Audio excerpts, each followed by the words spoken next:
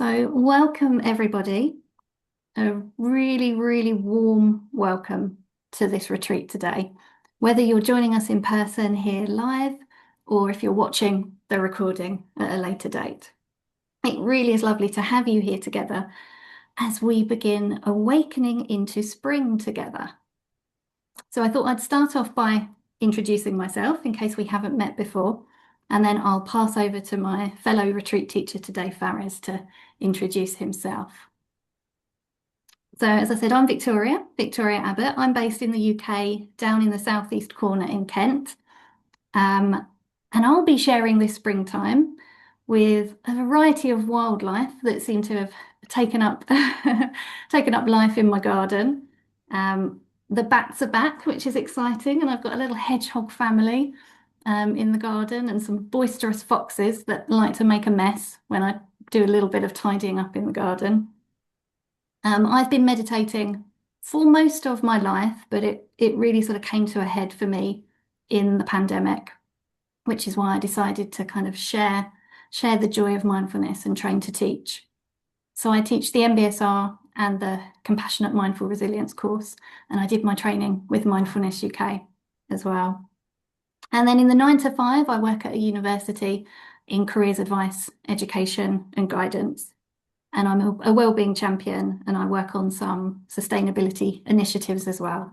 So I do some nice wellbeing walks with the staff at the university. And yeah, so really pleased to be here today and to be offering this Awakening into Spring retreat with you all. So I'll hand over to Fares to introduce himself. Thanks a lot, Victoria. Thanks to everyone. It's great to having you all here. My name is Fares. I'm not so long away from you guys.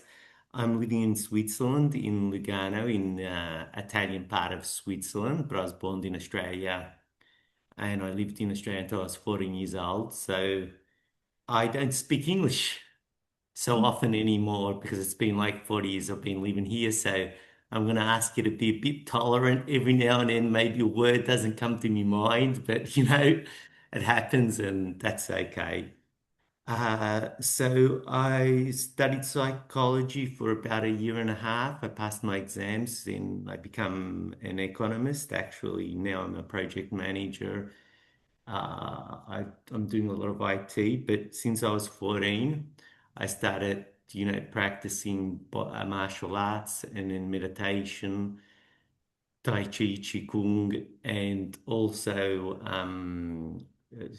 every kind of these kind of working with mind and body together. And at a certain point in my life, I created a lot of knowledge about the relationship mind body meditation that I wanted to certificate my knowledge. And I became a mindfulness teacher as Victoria. We've done the same pathway, Victoria. I'm an MBSR teacher, CMR teacher, and also this is a bit different. I'm a Tai Chi, Qigong, Shabbat teacher too.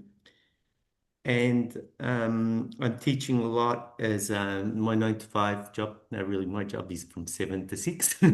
Job is a project manager, but I'm also teaching a lot of mindfulness, MBSR, CMR teaching, and also holding meditation courses. But all my teaching, I'm doing it in Italian. And we're going to be doing a bit of I'm going to be guiding 3 kind of practices, and I'm going to be always doing a bit of movement before my practices. One principal practice is a movement practice. The other two are sitting practices, but with 5 minutes of movement. This is a really important issue that everyone has to respect their own body. I don't know if anyone's got, I did with Victoria see all your, what you call them, your applications. Yeah. And we saw someone had pain issues, back problems, blood pressure problems. So really important, your body, go at your own rhythm and do what makes you feel good and really have a love and kindness approach towards yourself. And we're going to be doing a bit of Qigong and Tai Chi also. And the last thing before passing back to Victoria, we're going to do a little bit of an experiment with it's Karen that proposed it. We're going to be doing even in the afternoon a small practice in Italian. Does anyone speak Italian? I don't think so, but raise your hands if someone does understand at least half of words. Now we're going to just do a 10-minute practice in a different language and then do it in English and see what it feels like. So there's going to be a lot of experimentation, maybe something a bit different. And I'm really glad to guide this retreat with Victoria because we studied together. And I think that's it. And it's a great pleasure to have you all here and bring lots of love and kindness to yourself and the world in this moment. It's really needed.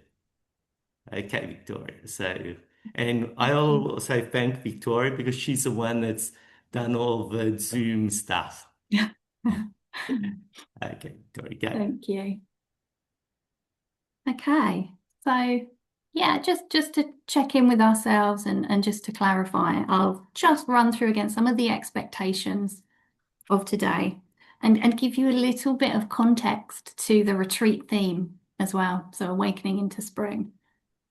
And as Fares said, thank you so much for completing those assessment forms.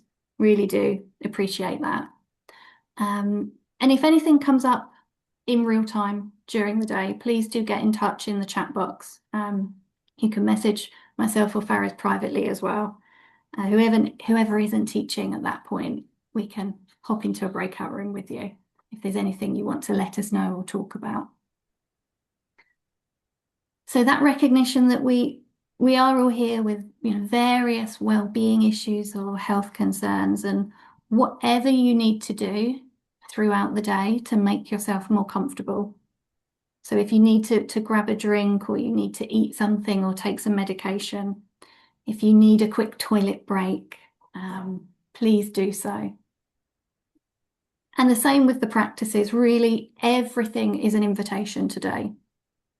So if I say stand up, of course you can sit down or you can lay down. You can really adapt the practices to suit your body and to suit your needs in that very moment. And we are in retreat conditions today. And I think some of you have been to retreats before, but perhaps some of you, this is a new experience. So if you can do, and I know life happens and we have different responsibilities, but turning off phones or other devices if you can do. If you're on your laptop, can you shut down any other browser tabs maybe that are open and might distract your attention? And checking in again, is there anything that you need to help support you for the day? So have you got cushions or blankets? Perhaps if you want a bolster or anything to support the knees if you're going to be laying down later. Any extra pillows? Does the clothing feel okay today? Have you got comfort and have you got ability to move if that's possible? And of course, having a drink nearby. Sometimes we can get quite thirsty in meditation. So as I said, whatever you need at any point, please just go and grab it. And we will have regular breaks today. So the first one will be approximately 25 past 11, so the next hour. And that will be for about 20 minutes. Lunch will be a full 1 hour, and that will be 1 to 2 UK time. And we will finish promptly at 4 o'clock this afternoon. So hopefully that helps a little bit to know the timings of the day ahead. And of course, this isn't just a retreat, it's a silent retreat. So although we're talking, the expectation is that you can remain in silence. So you won't be coming on screen to speak, but we will be inviting you towards the end of the day to come into a warm silence. And you might have heard that before from Angie or Karen. So there'll be a space for sharing and a time for inquiry. So if you can work with that as best you can today in your own space, so thinking if you can stay in silence for the breaks and for the lunchtime period as well. And of course, if you need to talk to children, if you need to talk to family members, of course do so, but trying to do so in a mindful way and trying to bring in anything throughout the day into the retreat experience. So seeing that silence as a real gift to yourself today. Perhaps a sense of it being a really nourishing, nurturing silence that allows you to be with whatever might be coming up for you today. And as I said, although we are recording, it'll just be myself and Fares that are on the recording, so nothing to worry about there.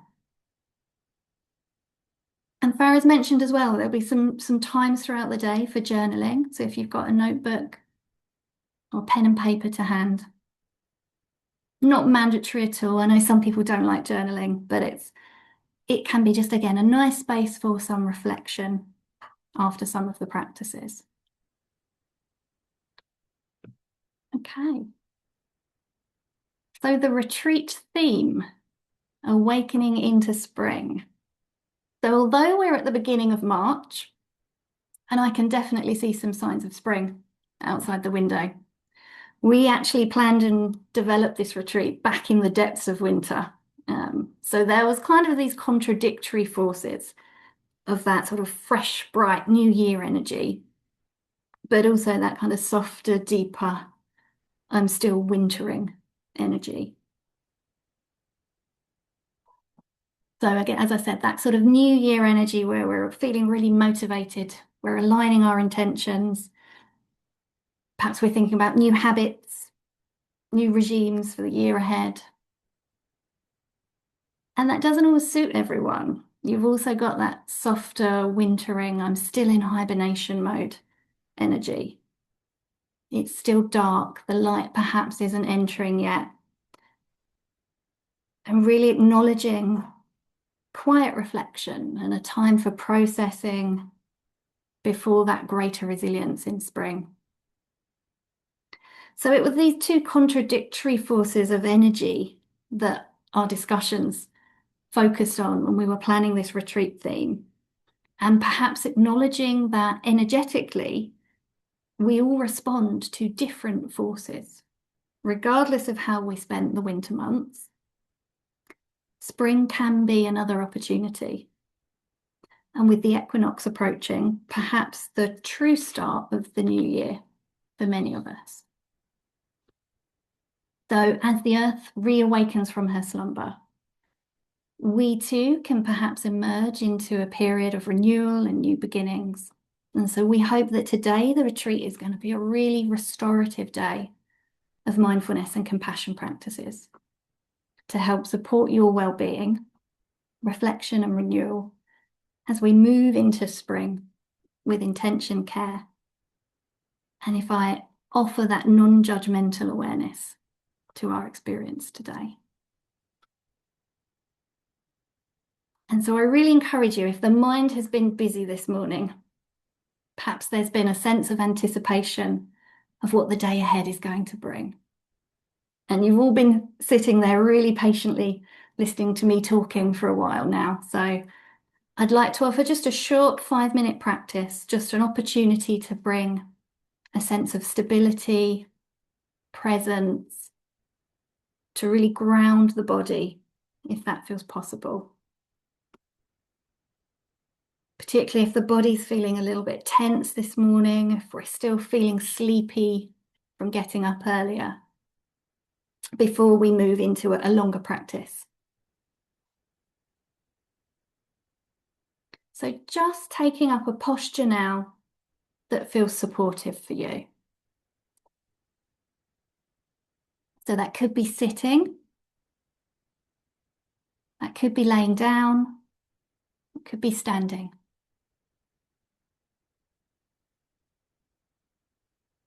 We're just going to be here for about 5 minutes. So perhaps feeling the contact of the body with the chair or the floor or the sofa or the bed. Perhaps a sense of gravity anchoring you to the surface.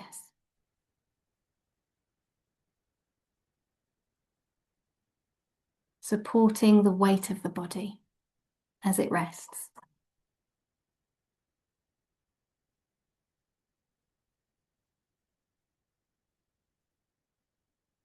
And if it feels good, perhaps before closing down the eyes, just taking a moment to take in the space around you. Just scanning and seeing what objects there are, the different shapes and sizes, patterns and the colours.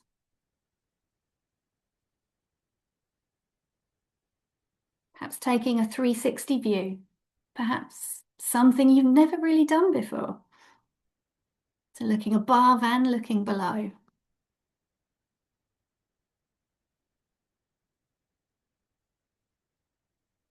And checking in with the energy of the body, the mind, the heart.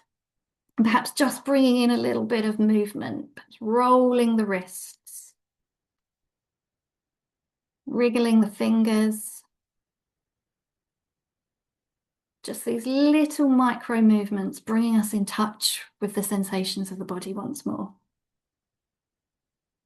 Perhaps rolling the wrists in the other direction.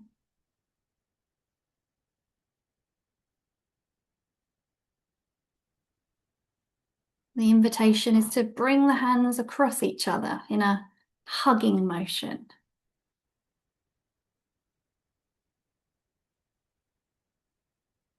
Just stroking the hands down the length of the arms.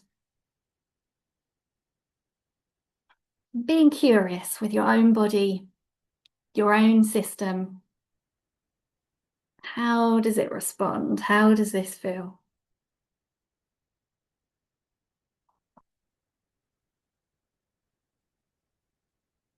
And then allowing the hands and the arms to drop once more, just resting them wherever feels comfortable. Allowing them to be soft and heavy. And if it feels good, just lowering the gaze or closing down the eyes.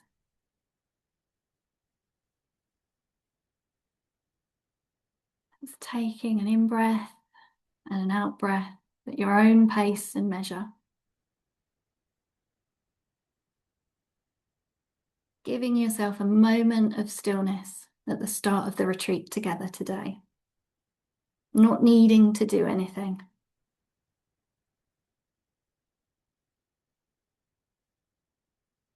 Because sometimes we can make our practice into something that we need to do.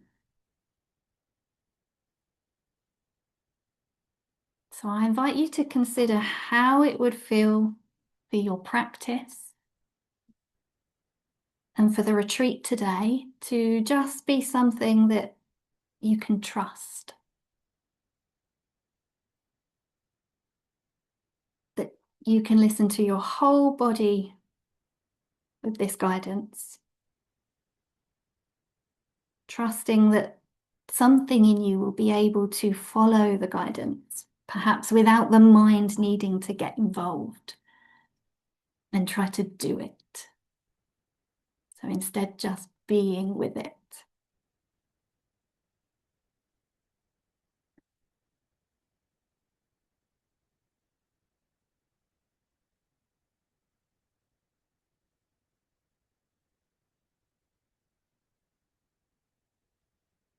So just checking in with yourself, noticing how your own energy levels are at this very moment.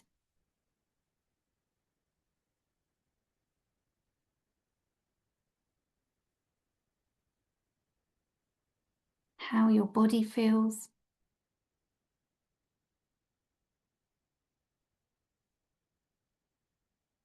And perhaps your emotional landscape, your heart and your mind.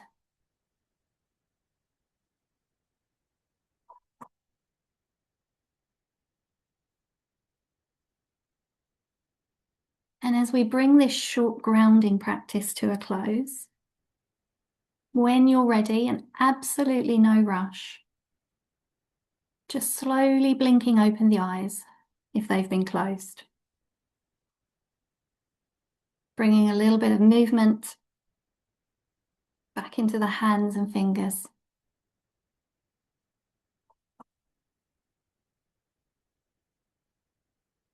Thank you. So I'm going to lead a longer practice in a second. And we're going to bring in the 4 elements into this practice. But just before we do that, I just want to take a short pause and just give you all just another moment to be compassionate to yourselves. So to allow you to make any adjustments that you need to before we go into that next longer practice. So just checking in, what does the body need? Are you warm enough? Are you a little bit chilly? Is now that moment to go and grab a cushion or an extra pillow or a blanket?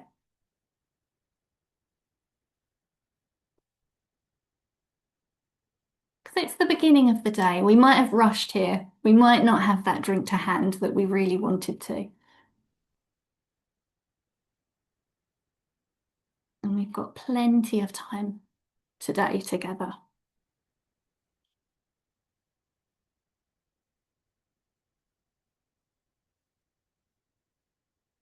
So if you haven't got that journal or that pen and paper to hand, if that's something you'd like to participate in.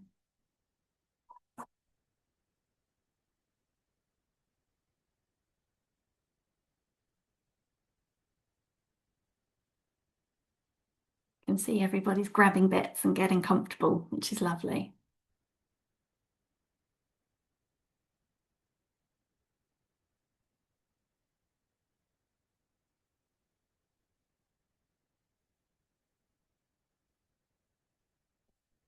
So just taking these last few seconds just to set yourself up in a supportive manner for the next practice.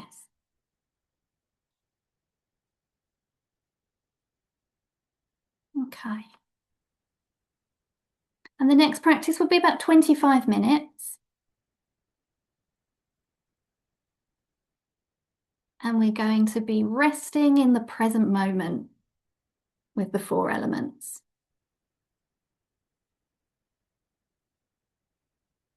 So let's begin the practice. So again, taking just a moment to bring yourself into the present moment.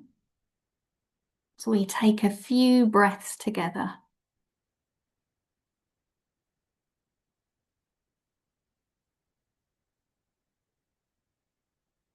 Bringing our attention once more towards the body, towards the breath.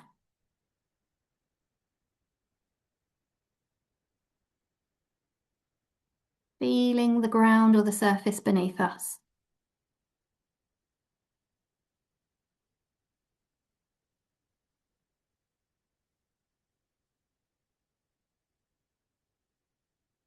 And perhaps with every out breath, allowing the feel of gravity to connect us to the ground beneath us.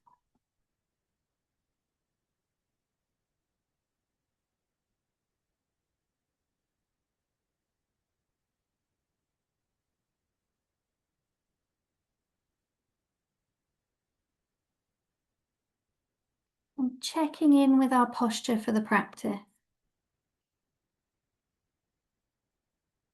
Perhaps having another little stretch or a wriggle if necessary, before settling ourselves into whatever posture feels supportive. Getting comfortable.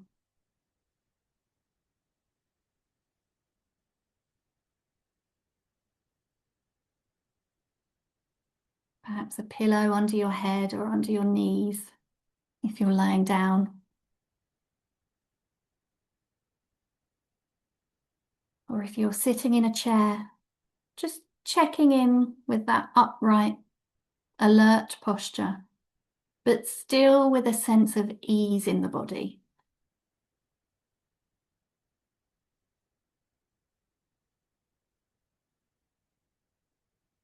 Lengthening a little through the spine.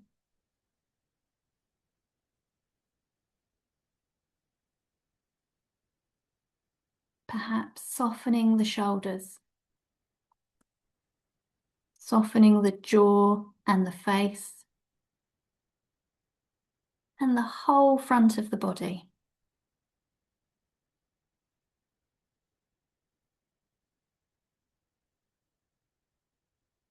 So we find ourselves in a posture that will be kind to this body, yet still be alert and dignified to support us in our practice. And so our intention for this practice this morning is to rest in the present moment, but also to include a short reflection on the 4 elements to help you explore your sense of interconnectedness with all of life around us. And perhaps rest into that sense of interconnectivity with a sense of appreciation.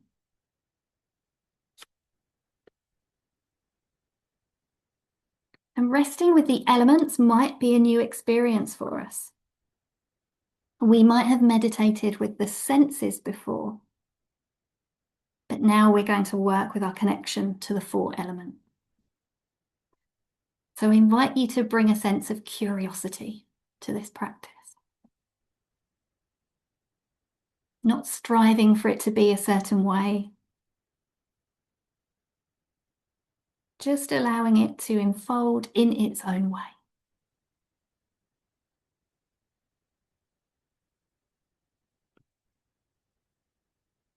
So if you haven't already, the invitation is to lower the gaze or close down the eyes, resting in this very moment together.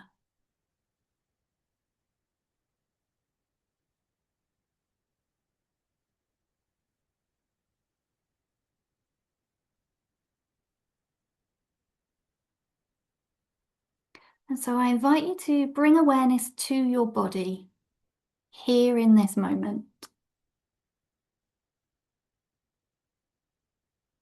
Perhaps a sense of dropping into the body, a sense of the weight of the body and the surface that's supporting you, holding you securely and safely.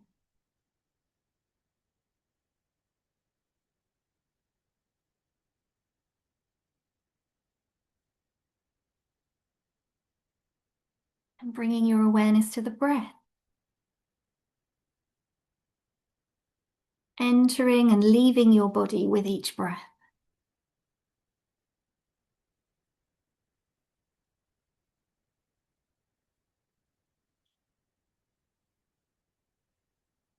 And noticing any movement in the body.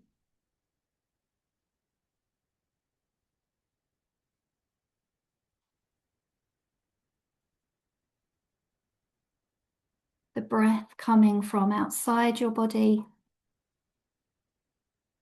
into your body,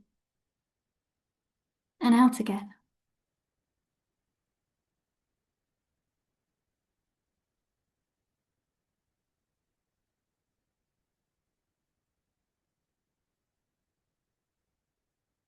So the body is resting here, supported by the breath.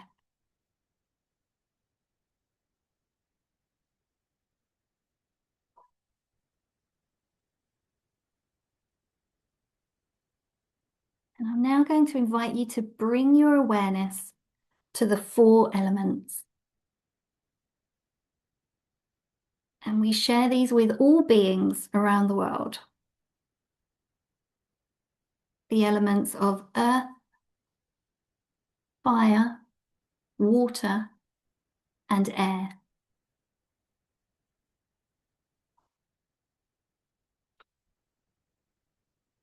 So I invite you to bring awareness to the element of earth in your body, if that feels okay to you.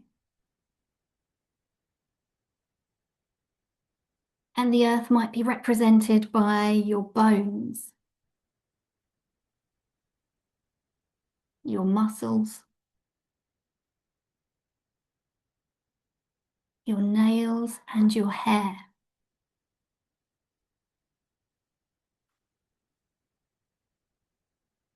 Perhaps you have a sense of the weight of your bones,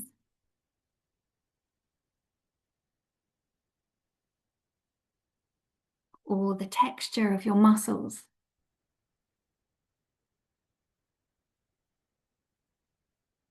Your nails on your toes and your fingers.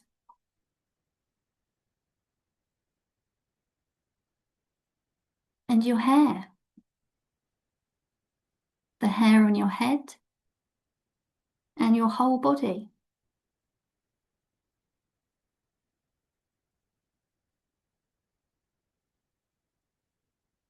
Representing the element of earth. That in nature is represented by wood and stone.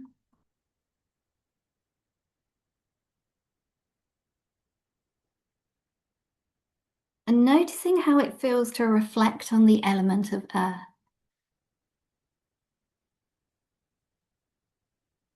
Noticing any feelings arising. Perhaps silliness or fun and excitement.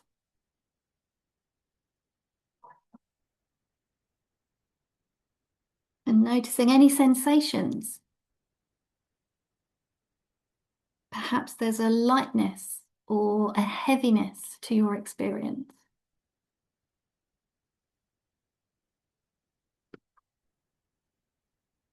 So really inviting that curiosity to your practice. Perhaps bringing a sense of beginner's mind to the element of earth in your body.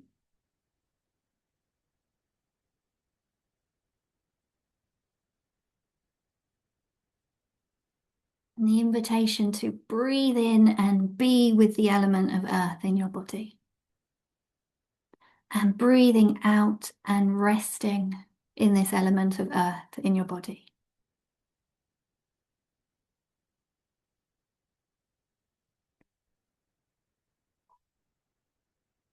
So in your own time, at your own pace, breathing in with a sense of appreciation for the earth elements within your body and the surrounding environment. And breathing out and resting in a sense of appreciation for this element.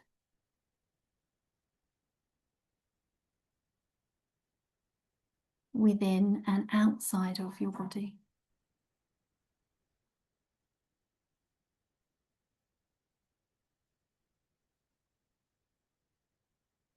And if at any point you feel discomfort or a sense of unease, a reminder that you can return to any of your mindful anchors during the practice, whether that's the breath,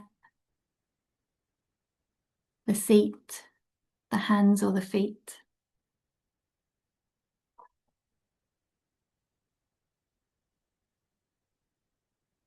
And the invitation now is to consider the element of fire or heat. Your body temperature. Where do you feel that?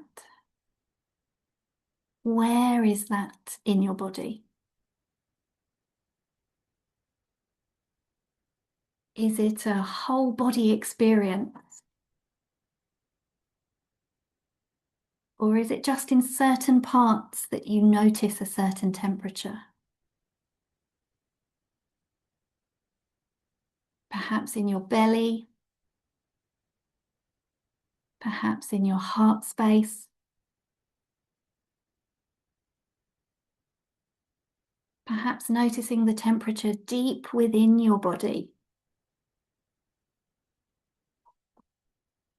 or as you travel out to the surface. Perhaps just as the air is touching your skin.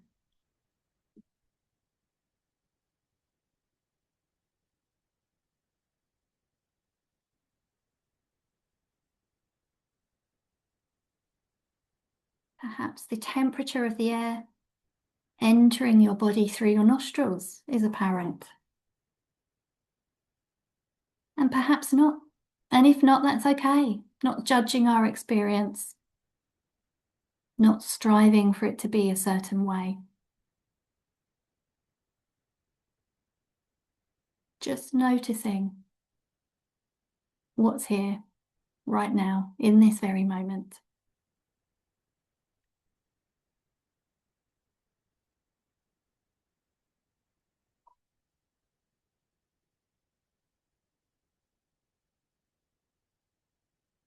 And inviting you to reflect on your body temperature at just the right level to sustain the processes of your body, to deal with any challenges that arise.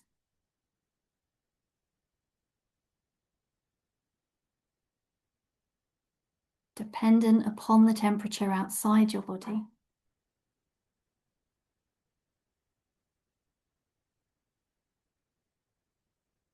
And if the mind has wandered, that's okay. It's what minds do. Just bringing it back gently, back to the practice, back to the element of fire or heat in the body.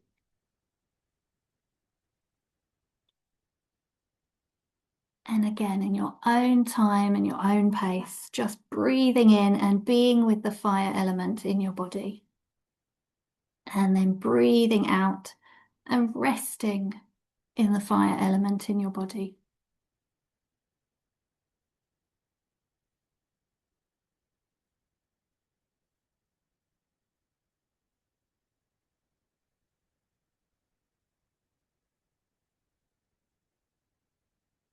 Breathing in with a sense of appreciation for the fire element within your body and the surrounding environment, perhaps the warmth of the sun. And then breathing out and resting in a sense of appreciation and interconnectedness with the fire element within your body and without.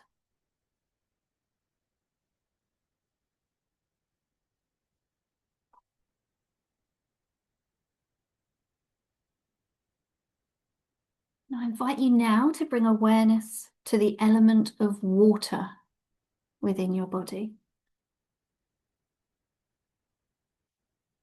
Maybe 70 or more % of the body is water. Water bathing every cell of your body. Allowing every chemical reaction to occur.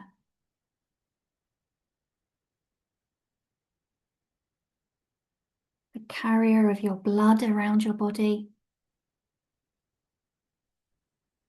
The water in the body filtering any toxins, leaving your body, letting go of what your body doesn't need.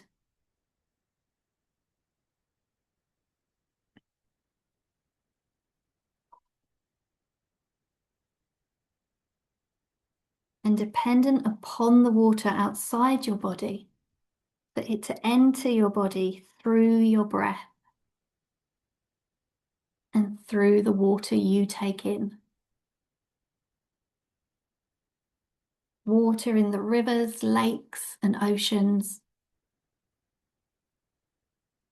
The rain that falls from the sky. To nourish all life on this planet.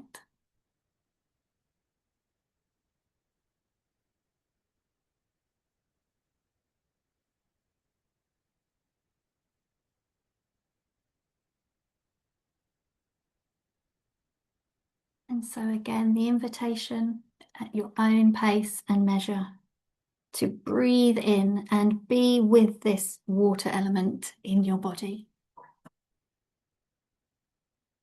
And breathing out and resting in this nourishing water element in your body.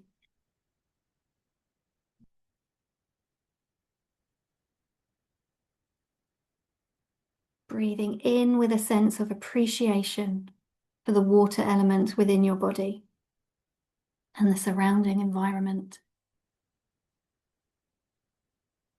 A sense of interconnectedness of water within and water without your body.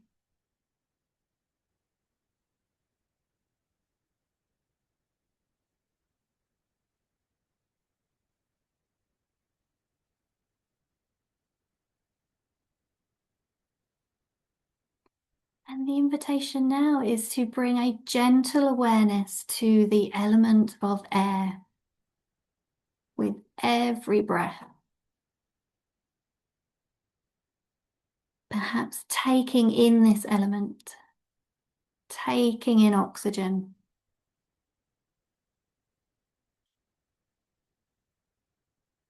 And with each out breath, letting go carbon dioxide. Just the right mix of gases to nurture ourselves and sustain life.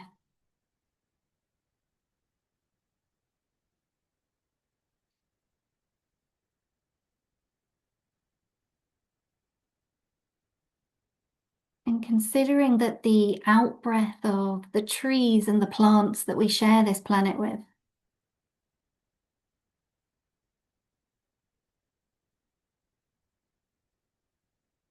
mixes with our breath, and so on, the cycle continues.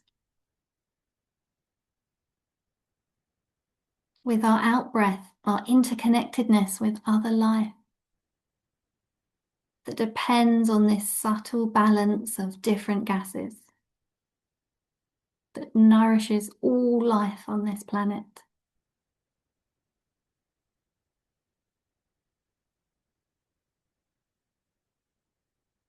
So at your own pace and measure, breathing in with this element of air, being with its nourishing qualities,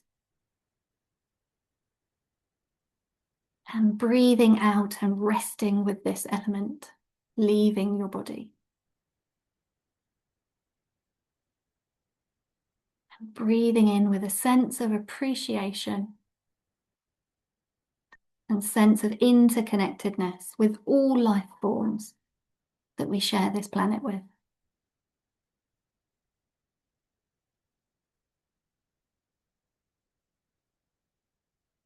And considering that all the elements inside and outside our body belong to the same reality. And we have great potential to nurture these elements, to sustain precious life on this planet.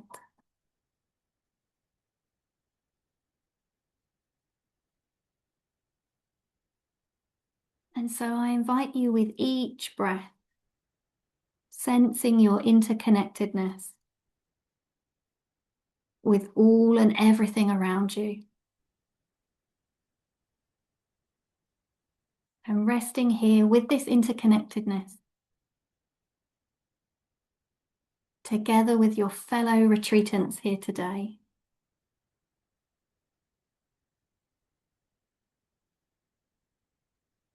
Resting in the experience of the four elements.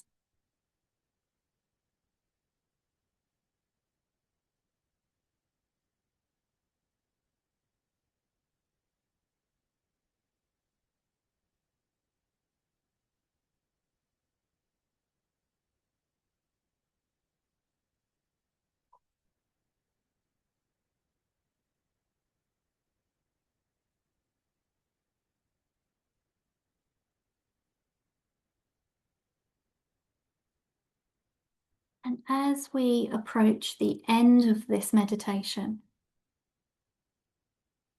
I invite you to widen your awareness once more to the whole of the body, sitting or lying here. Perhaps sensing into the spaciousness in these final moments of silence together.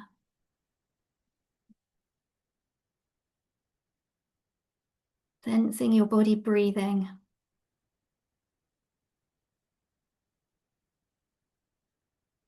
Perhaps noticing where in your body you feel the breath most closely.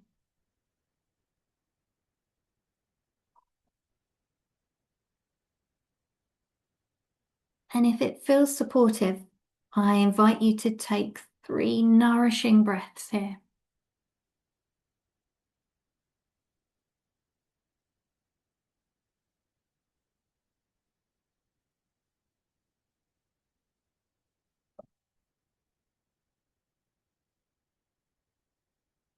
As we bring the practice to a close, just beginning to bring some movement back to the body. Absolutely no rush. Wiggling toes and fingers. Slowly blinking open the eyes.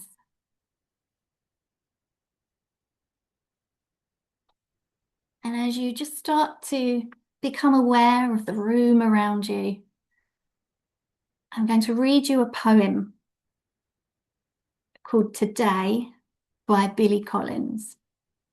So just letting the words wash over you, not trying to analyze, not trying to make them into anything. So Today by Billy Collins. If ever there were a spring day so perfect, so uplifted by a warm, intermittent breeze, that it made you want to throw open all the windows in the house and unlatch the door to the canary's cage, indeed rip the little door from its jamb.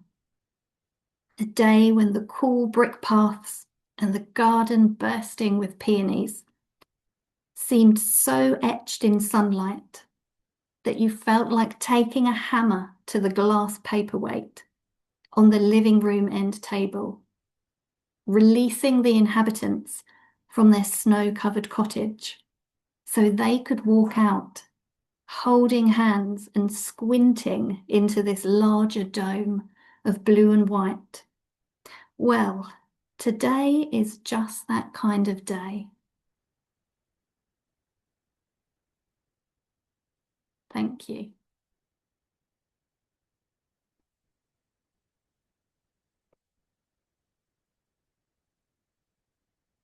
So I will hand over now to Fares for our next practice.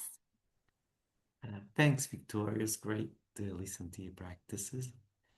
And a thought came to my mind when Victoria guided this 4 elemental practice that I'd like to share with you all, because I know many of the people here are compassion mindfulness teachers or doing the teacher training.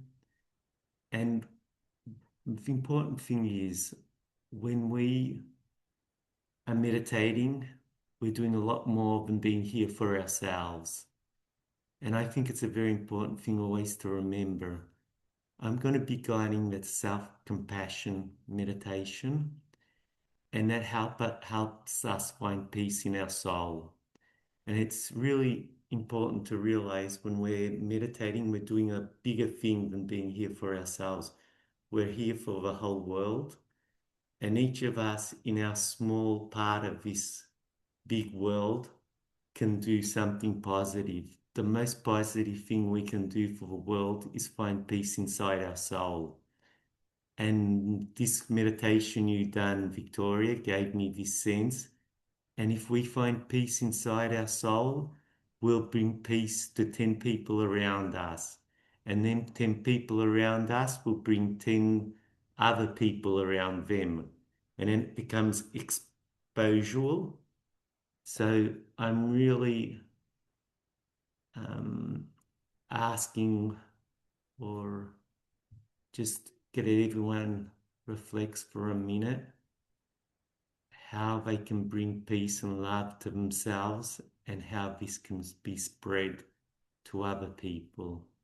It's a little out of the program, but this meditation you've done, Victoria, brought this to my soul. So I'll ask you, don't write anything here down. Just stay 1 minute with Victoria's meditation or I'm doing it and bring it in your soul. Bring love and kindness and see how you can spread it.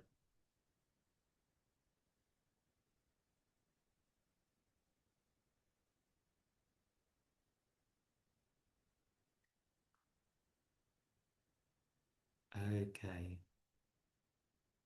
When you feel ready, I'd ask you to open your eyes. And I'm looking at everyone so I can see Alice is the only person I can't see.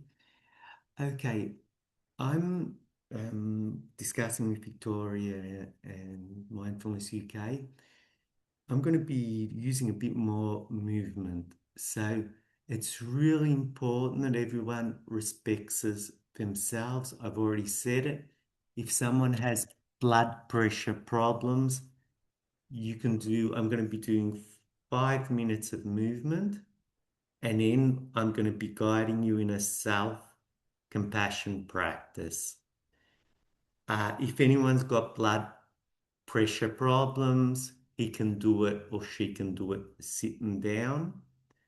I'm going to be doing it standing. It's not necessary that you see all my body. Can I just ask something that I would love to know? If you can raise your hands, has anyone done a bit of Qigong, Tai Chi, or okay? I see 1, 2, 3. Okay, so we're going to be doing it in a different kind of way. The most important thing here doing it is in a kind way. So who's able to, if you're not able to, really respect yourself. Go in front of your seat. So you've got your seat behind you. So we're going to be going from a standing position to a sitting down position. And just let's start off. I know you don't see my whole body after you're going to be seeing it. Just let's start off feeling our feet that's on the ground. And let's remember that even if we've got a floor, it's the Mother Earth that's holding us up. It's like we're in contact with the Mother Earth. And if we're doing Tai Chi Chi Kung, it's important that our feet are parallel. If you're not able, it's not an issue. Bring kindness, bring love. Be nice to yourself. Then bend your knees lightly if you're able to. If you're not, it's not an issue. Your hips, allow them to be straight but comfortable. Shoulders relaxed. And the tailbone, if it's possible, even here, respect your body. Just put it in. Okay. Oh, sorry, you don't see me, so I have to do it like this. Okay. And in your shoulders. And I'll ask you to do a real simple movement. Just in breath, take your hands up. Out breath, bend your elbows and down. And lower yourself. Who's able to lower himself or herself? In. I know you're not seeing me, but I think my guidance, you're able to hear me. Out. And I'm imagining that I'm in the sea, even if I'm living in a mountain place. Who likes mountains? Imagine being on top of a mountain or in front of a lake and feel the softness and smoothness and the kindness that you're sending to your body and the harmony of these movements. Okay. Who's able? We're going to be changing a bit. We're bringing our arms up and then opening to the world. This is all an in-breath, who's able to, and then we're closing, and it's an out breath. Space under your armpits, since we've got to let energy go around our body. Inhale, exhale. Kindness. If you're not able to breathe like me, respect your body. We're going to be doing it for the last time. Inhale and exhale. I'm already feeling the energy in my hands. Bring curiosity if you feel energy in your hands. And down. Then let's all stop for a moment before going back to a sitting position and putting our hands on our belly button a bit below and just hearing our breath. If someone's got difficulty to concentrate on the breath, concentrate on the feet and the Mother Earth. Okay. I'm feeling my body, my soul opening. Everyone feels what it feels like. And when it's possible, respecting your rhythm, your soul, get in a seated position and bring this harmony and peace with you in this position. Okay. I'm going to be guiding a self-compassion practice. It's a silent retreat. So during my practices, there's going to be a minute or two of silence. And it's important when we're in silence that when the mind wanders, the minds are fantastic. I love that expression, the monkey's mind. My mind is a real naughty monkey. I think many minds are naughty monkeys. Bring it back, like Victoria was saying, to your breath, to your feet, to your anchor. And here, just wait because I want to see you all. So I had to change my position. Yep. So let's start. Okay. Find a comfortable position for you. It's really important to ask yourself, what do I need in this moment? What are my needs for my body? Do you want to do this meditation sitting, standing, lying? I'll give you a minute to decide and pick what you prefer.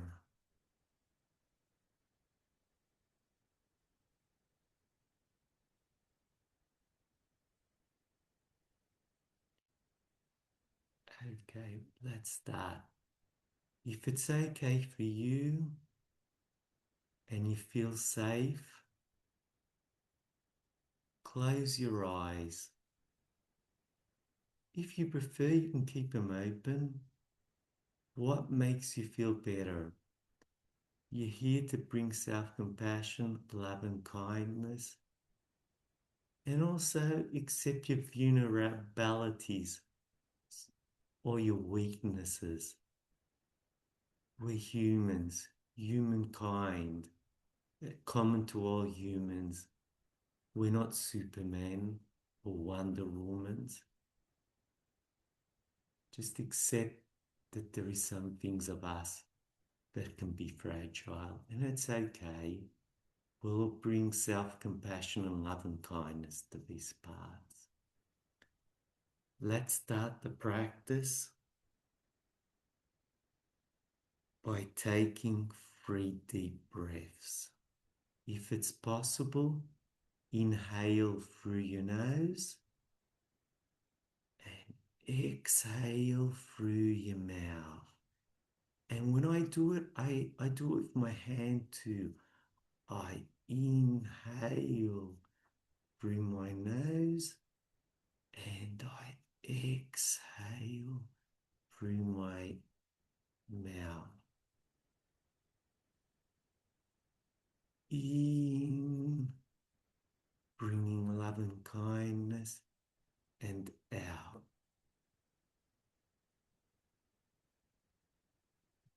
If the mind is wandering, and it's okay for you, just bring it to your breath. Let your breath be natural and use it as your anchor. If someone has difficulty using the breath as their anchor, they can concentrate on their feet. It's your decision what makes you feel better. Feel the contact between your body and the seat or the surface you're on. Just observe it. Bring this curiosity, the beginner's mind, the small child in you that loves to be curious. A kind curiosity towards your body, these contact points. What's it like to feel supported, to be supported? We don't have to carry everything on our shoulders. We can find moments that something supports us. The seat is supporting us. It's allowing part of our body to relax. Let's just give a short check-in. Our feet, knees, thighs,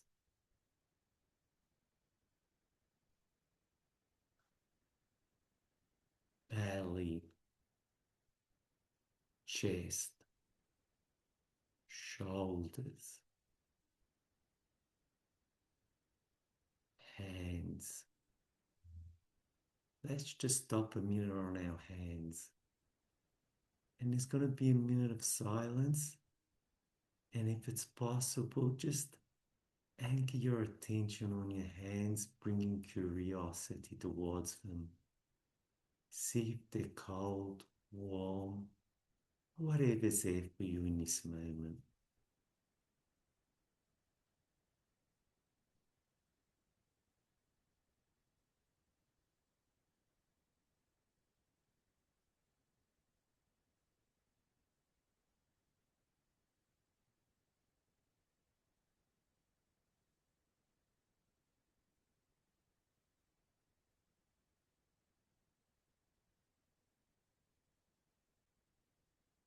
The monkey mind may be wandering, and bring this monkey mind in a gentle, nice way back to your anchor, which is your body, your hands, your neck, your chin, your mouth. If it's possible, do a small smile, if it's okay for you, and just feel what smiling brings towards you. Just remember, every time you can smile, it makes the world a better place.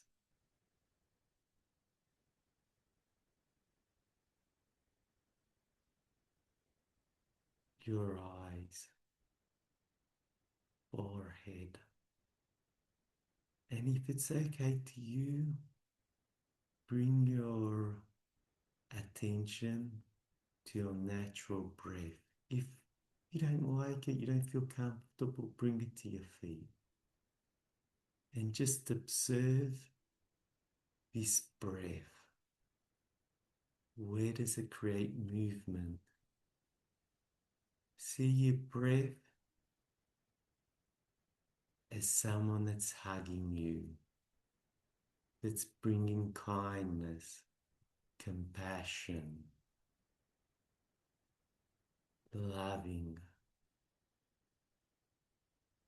If it's difficult for you to have these, imagining this, it's okay, just accept it.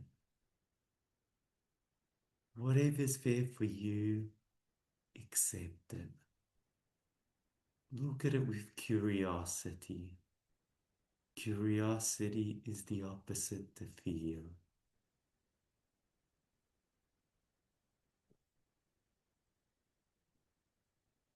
We're going to do a small visualization meditation.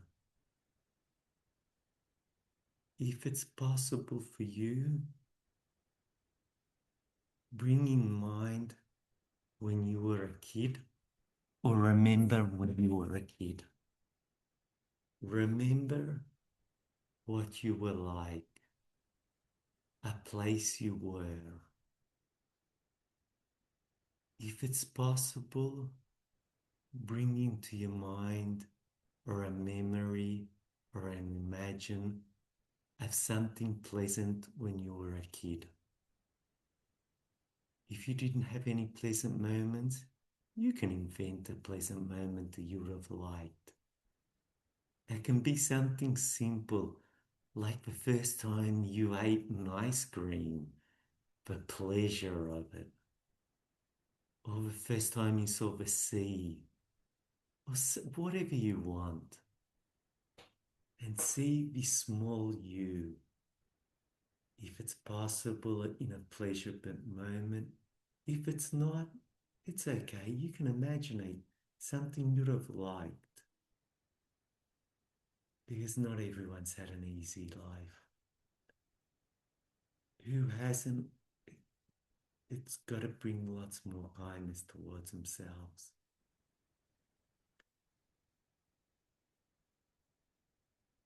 And now, just stay with this sensation a moment and see what it does to you. Maybe it creates a feeling of light, warmth, calm, steadiness. Just be curious.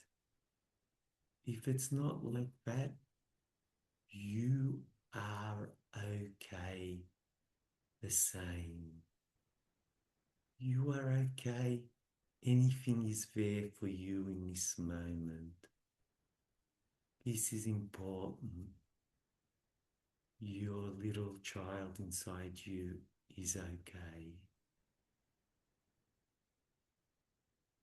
And if it's possible, imagine it to see this little child in front of you.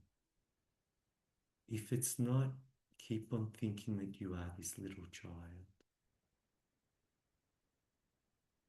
And we're going to say a mantra to this little child.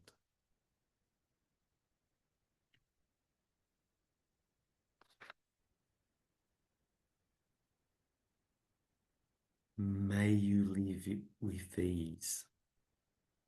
Everyone repeat it to himself. May you live in ease.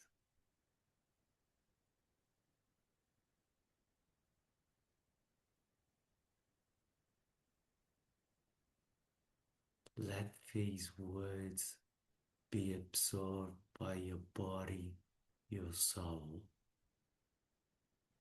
May you be happy.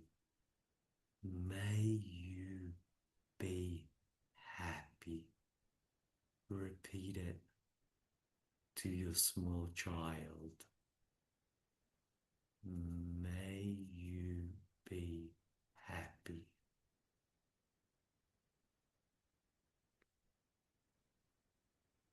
May you be safe. May you be safe.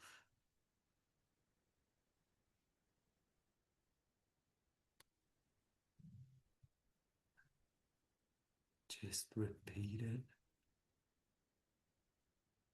and let the feel of safetyness be in your body, in your soul. May you be safe.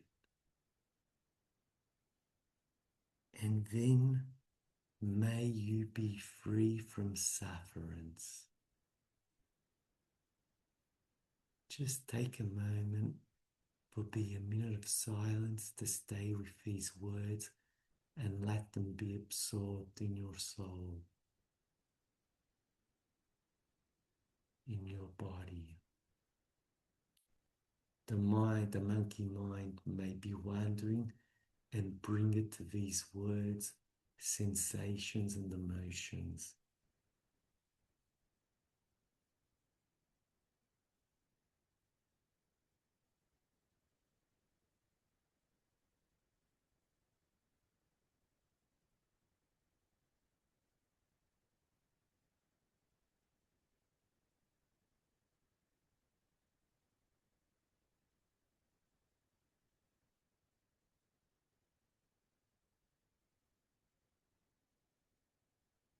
Now,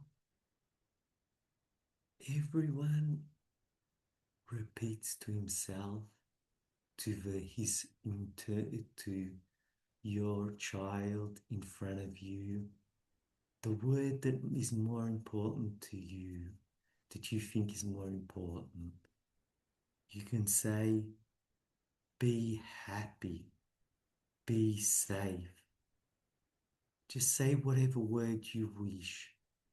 Send a wish to this child, your child, and see what it feels like.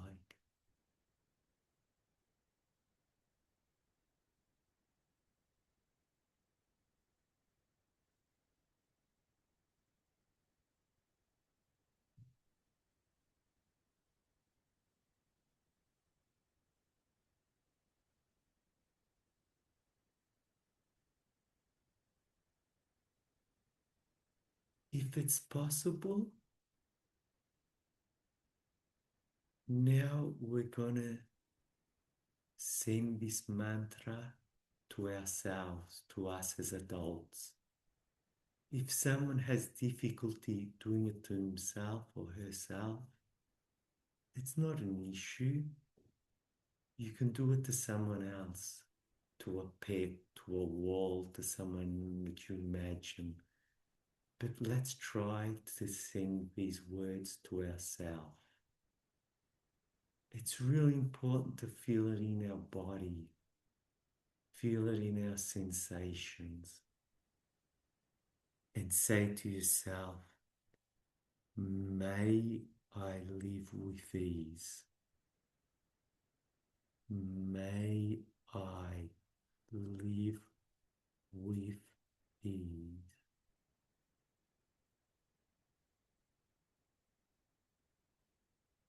I'll leave 30 seconds after each of these so you can repeat it and feel it. May I be happy.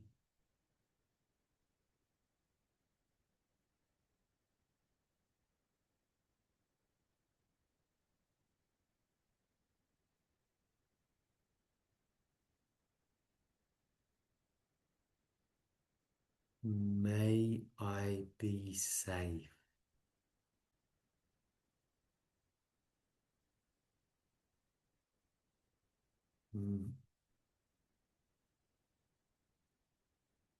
May I be free from suffering. Each of you repeat the word that's more important to you. You can say, may I be happy, ease, safe, free from suffering. And when you say it, you can put a hand on your heart and a hand on your belly. Choose wherever you want to put your hand and just say these words and feel the heat of your hands helping you absorb the sensations and the feelings. And if a monkey mind is wandering, just bring it back to the sensations.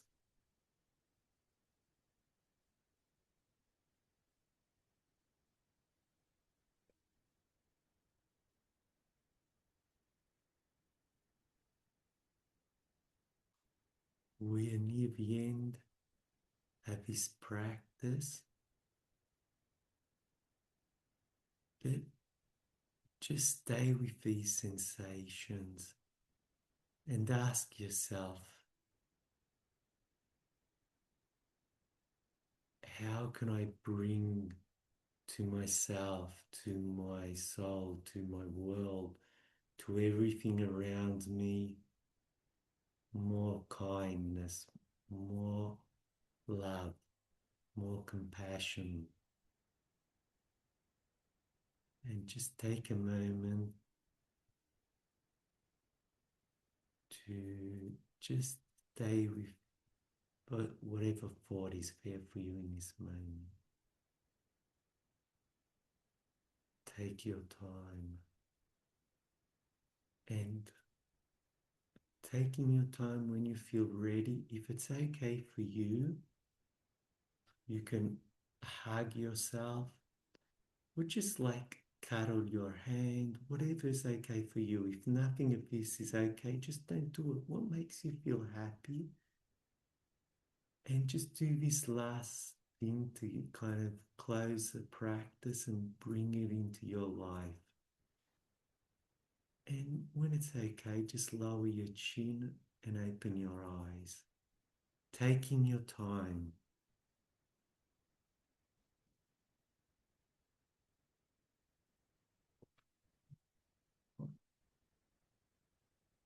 Um, Before the lunch, not the lunch break, sorry, before the short 20-minute break, I'm going to be reading a book of Thich Nhat Hanh. I don't know who maybe doesn't know Thich Nhat Hanh. He's a monk, he's not alive anymore. He passed away not so many years ago, but he's one of the main people that spread mindfulness around the world. John Kepinson, if I'm not wrong, went to one of his retreats. If I'm saying something wrong, Victoria, come in. But I think he came to one of his retreats, and this all started from this. It's really nice because he wrote 4 small booklets: how to love, how to eat, how to walk, and how to sit. I've got them all in English. So for once I'm reading them in English and not having translated them in Italian. I really like this one because I think it's really coherent with what we're doing today. The 4 elements of true love. True love is made of 4 elements, like your meditation. Without even realizing it, there's something that's creating contact between us. Loving, kindness, compassion, and joy, and equanimity. They are the 4 elements.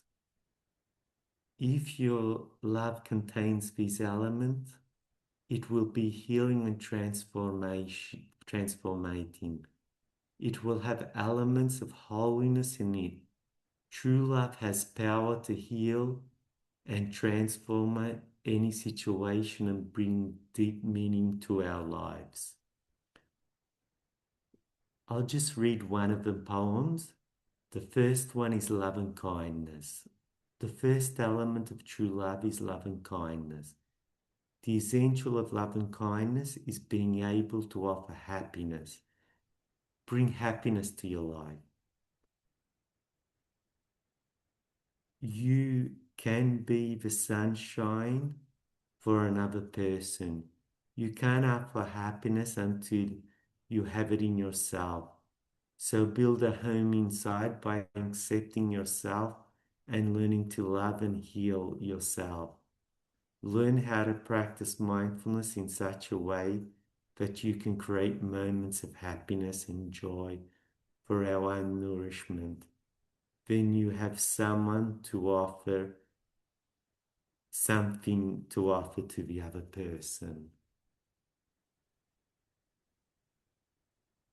Okay, there's 4 of these, but I know we're nearly over time, but I'd just love to read the 4th one, which is equanimity, because equanimity is very important for us.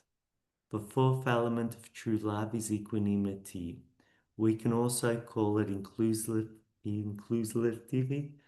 non-discrimination. In a deep relationship, there is longer a boundary between you and the other person. You are her and she is you. Your suffering is her suffering. You understand of your own suffering, help your loved one to suffer less. Suffering and happiness are no longer individuals' matters. What happened to your loved one happens to you. What happens to you happened to your loved one. With this, I'll pass to Victoria and then ask Victoria if she stays after she says what she has to say. Thank you. Such a beautiful self-compassion practice there. Thanks, Victoria. Thanks for everyone for Yeah. listening. So we're going to have our break now. And I think it's a good time, isn't it, to take a break after that self-compassion practice. So really giving you the option to notice what you need in these next 20 minutes.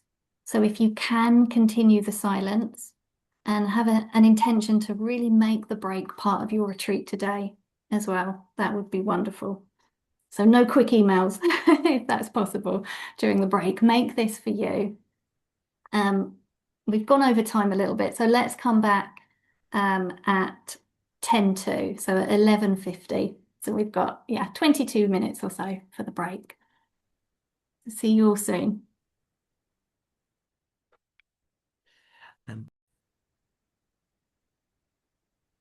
Okay, so welcome back everybody from the break, and I hope that was whatever you needed it to be today. So whether that was getting a bit of fresh air or a nice cup of tea. But lovely to be back. And I'm going to hand straight over actually for a movement practice. So yeah, over to you, Fares.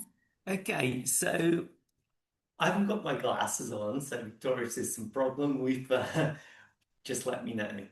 So we're going to be using Tai Chi Qigong Shabbat to do a mindful movement practice, but we're not going to be doing it as a Tai Chi Qigong Shabbat practice. We're going to be bringing a lot of kindness, taking our time. And as I said before, the most important thing is to respect your body. Who's not able to do it standing can do it sitting down, because it's the first set, and the first set is really gentle movements. The second set is already kind of sport, just kind of a sport thing, but the first set's really fine for everyone.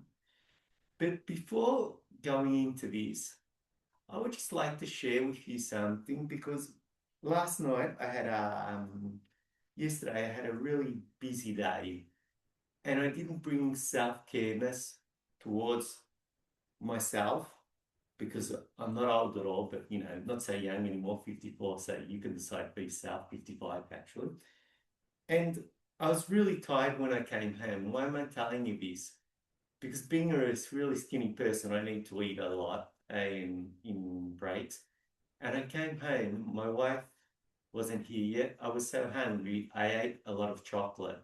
And having stomach issues, it created problems. And today I've got a lot of pain.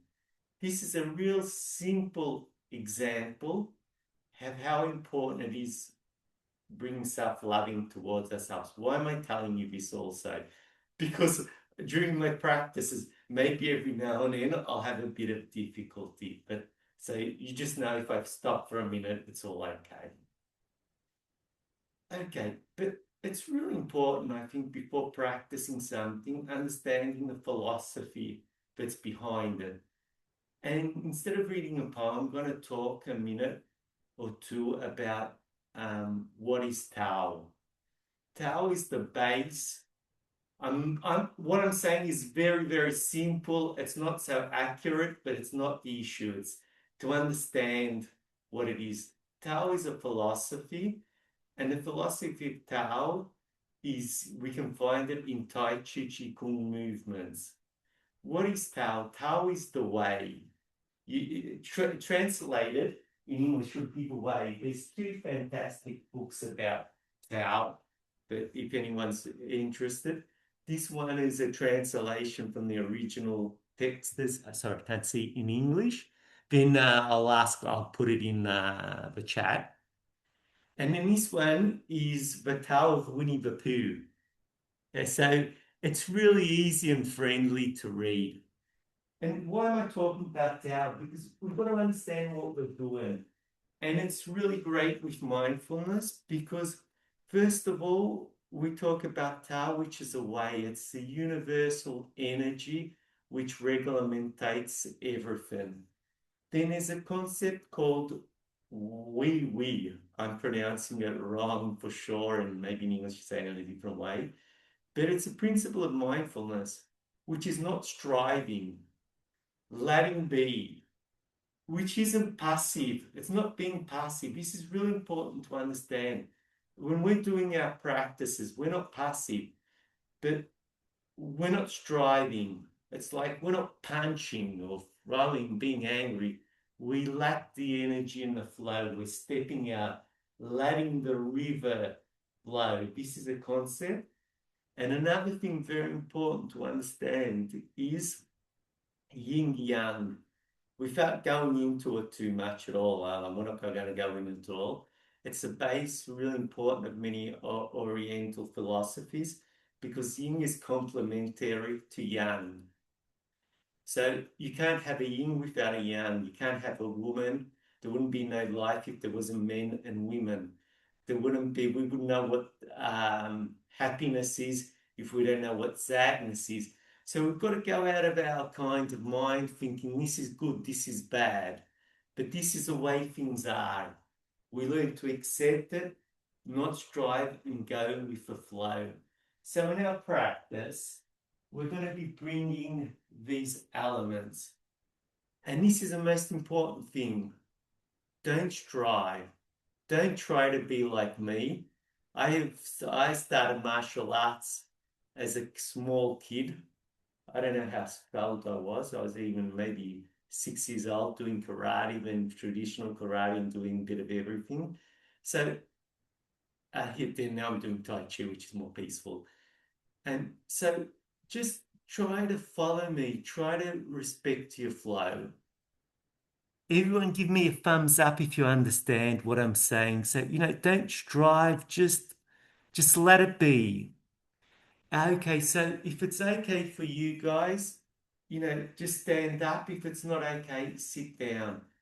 And I'm going to ask Victoria to help me a bit because I'm a bit blind without my glasses, just to tell me if you can see. I know you can't see my whole body because with Zoom, with Victoria, we had a bit of problems, but at least the upper part of the body. Okay. I'll just then try it so you can see a bit more of me. Okay. So it's really important to have a steady position. As I said before, feet parallel, knees lightly bent, never more than our feet, our hips straight, our shoulders nice and open. Let's do something. Let's open our shoulders, with in a kind way. Let's just open our shoulders in a kind, gentle way. And we're trying to go to Mother's Earth and bring up our head towards heaven. Heaven is not meaning heaven for a Catholic or whatever everyone is. It's to the sky.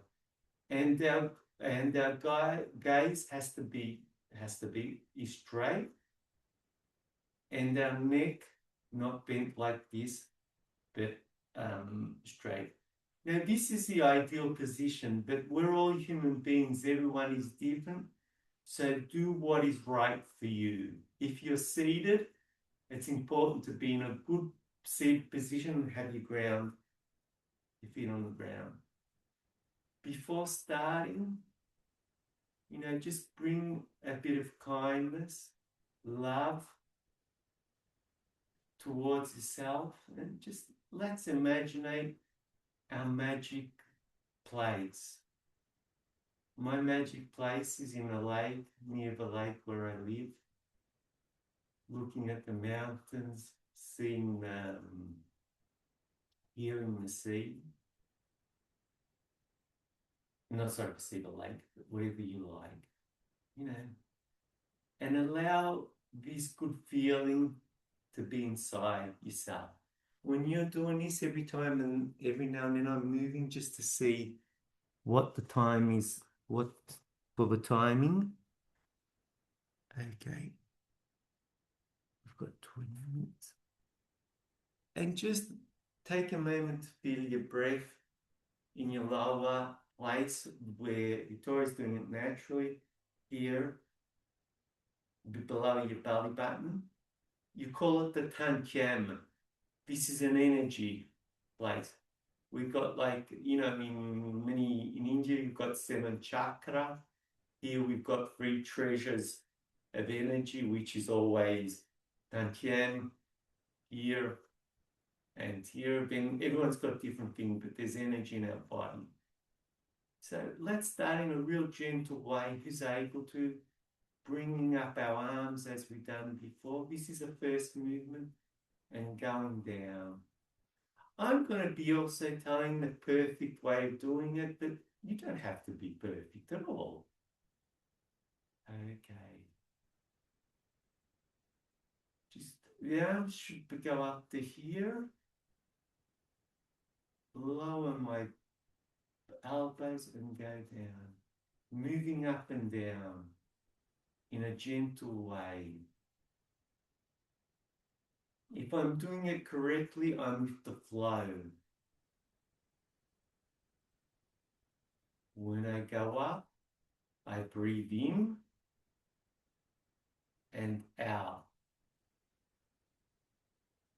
I can also imagine I breathe in love and kindness and let out whatever goes out.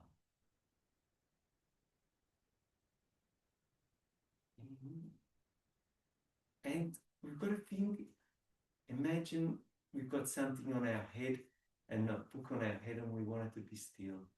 Now let's open up like we've done before to open our chest. We're inhale, outhale. And without closing our armpits, to let our energy, since this is a panel discussion we're going to be having with Victoria later. In, breathing, out, breath.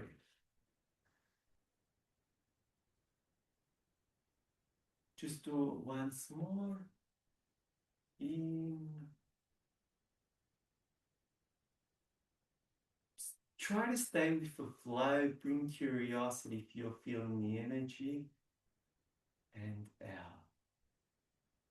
Okay, we're going to be doing a bit of a hard movement now. But it's okay. We'll do it in a kind way. It's called dancing with the rainbow. So we're going to be bringing our hands above our head, and in this position, doing this movement, we're bringing this energy in towards ourselves. See it as a gentle way of breathing.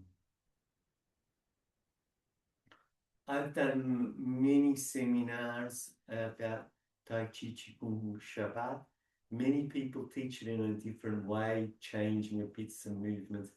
For today, it's not the issue. Today's issue is bringing kindness. Maybe someone has sore shoulders, so now we just go down like this, and my right arm crosses over, and I go like this. There's who opens up a lot, who opens up a bit, and out breathe.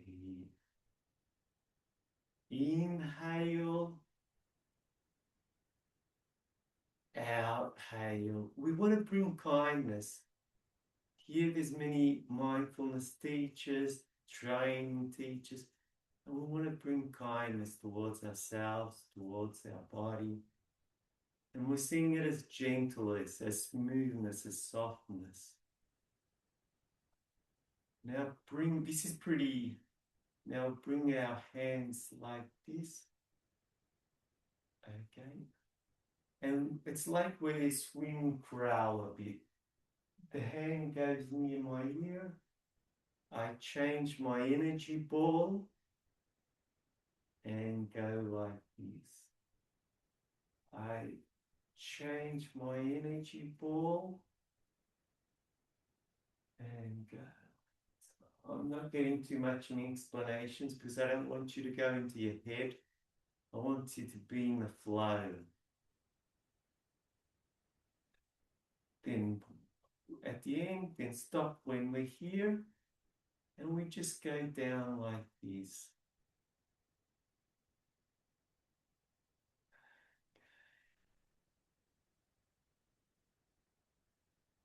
We're going to be doing it another time.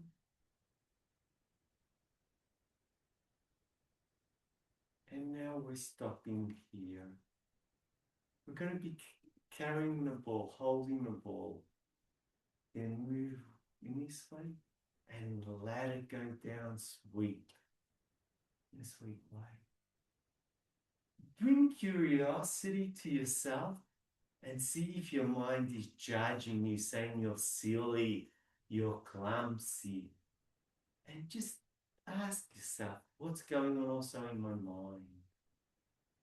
And if your mind's saying so, say it's normal. It's not so easy. It's the first time you see these movements. Now we're carrying the moon. We've got a ball, an energy ball in front of us, under our armpit. And it's okay. Just see if you're striving to be perfect. You're trying to imitate me. And the most important and a real good issue, a question to ask, am I judging myself when I'm doing it? And now let's go down like this.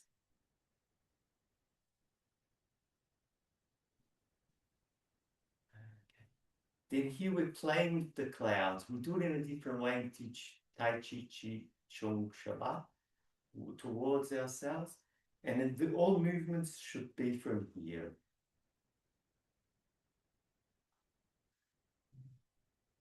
Okay.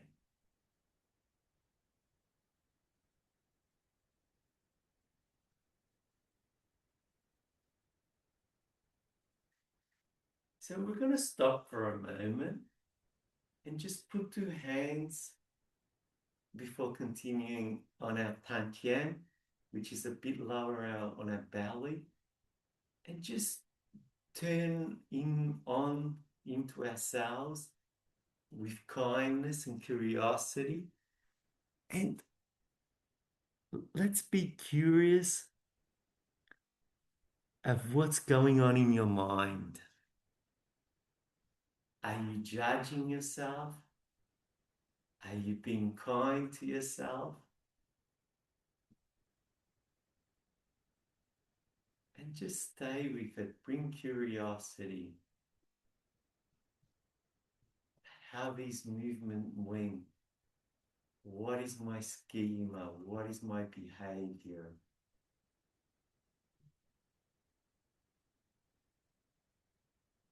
And before going on, I'm going to ask you maybe to if it's possible for you and it doesn't create difficulty, give a hug to yourself and say it in Italian, not in English, bravo, which means I've been doing something good. I've been brave, but I've tried something new. Let this feeling of kindness towards yourself, non-judgment, not judging yourself for this. Okay. Here we're going to another movement. I'm showing you the whole form, but in a really soft way. I've got to know who has blood pressure problems or back problems, does not do it as I'm doing it. Okay? So who has blood pressure problems just goes like this in a very slow and nice way. Okay? Who has back blood pressure problems does it in a nice, kind way like this. Who wants to do it in a bit of a more challenging way that their body allows them to do it? That the respect for the body is everything. You go down, you scoop the sea and let all the water go around you with energy. And I put 90% of my weight goes here and 10% here. I go down, scoop the sea, and let all of the energy go down. I go down and I scoop the sea. And when I'm going down, I turn around like this and I'm playing with the waves. This is one of my favorite movements. 90% of the energy is behind, the weight is on the back leg, 10% in the front. And it's like, I forgot how to say it in English, on the grandfather's seat, rolling seat. And we go like this and just bring positivity. Inhale, outhale. Imagine negative thoughts come in, they go. In, they go. When some bad things happen, I do this practice and just like imagine if things come and go. Nothing is here for eternal. Everything is energy that's transforming and changing. Now, here is a nice movement. I'm opening my hands and closing them. Open and now I'm taking my fist back and that. Now we go like this and take back. It's not a hard fist as we're doing, okay. Tai Chi, Chi Kung, Shabbat isn't like other forms of Tai Chi. I wouldn't call it a martial art form. Yang style, Chang style is a martial arts. Oh, okay. I can see Victoria's a very peaceful person. She's not throwing punches as I would do. Okay. So let's go here, and this is a nice movement. Flying like a bird. Who's able to it, opens. Who's not able to it, does it in a way. You can even imagine doing it without doing it. And feel the peace and the softness these movements are creating in your body.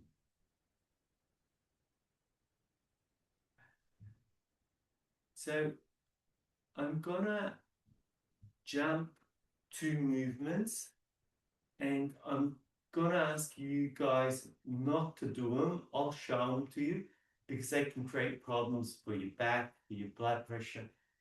The other 16th movement would be like this.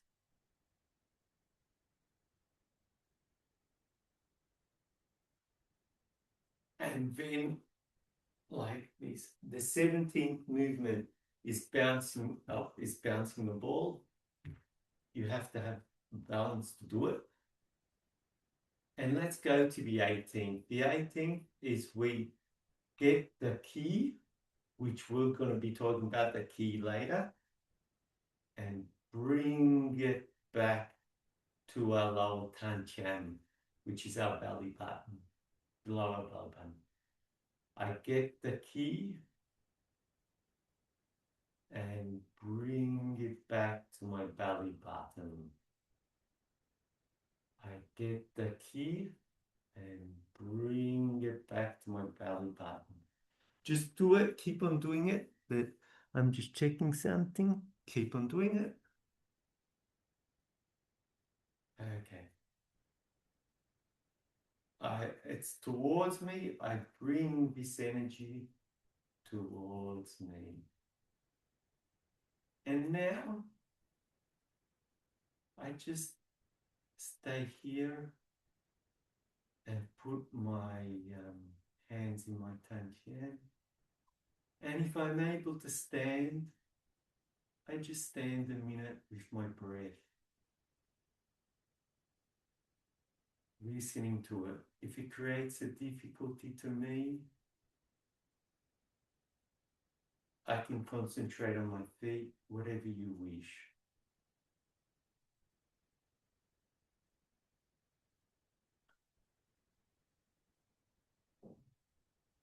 Now, what can I do? I can warm my hands in this way. Okay. And then tap my body in this way.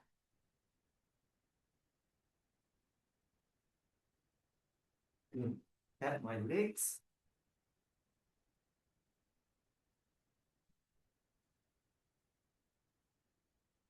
Tap the back of my. And each of us can put our hands on the delicate part of their body. Like I'm going to be doing this, which is my belly, which is always painful. And we can do this movement if my belly is my delicate point. I can put my hand on my shoulder, wherever you wish, and do it with a lot of kindness and, feel the heat, how it allows your body to soothe, to feel better, the tension to go away.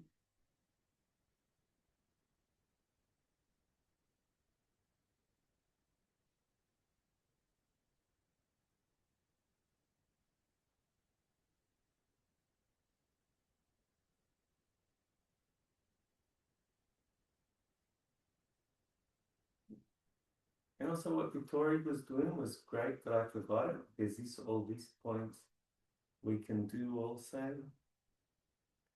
And going through our body. This is to energize ourselves. Okay. And we can end doing a bit of a shake, shaking away. Like they say, animals always shake away when they've got some trauma and things that us humans aren't doing anymore. Okay. When it's okay for you, let's go back to a seated position. If someone wants to stay standing up, they're free to do it. There's no rush. And just bring a bit of, curiosity, kindness. How did the practice go? For sure, who's a mindfulness teacher or trained teacher knows mindfulness movement is a great occasion, to see our habits, to see if we're striving, we're judging.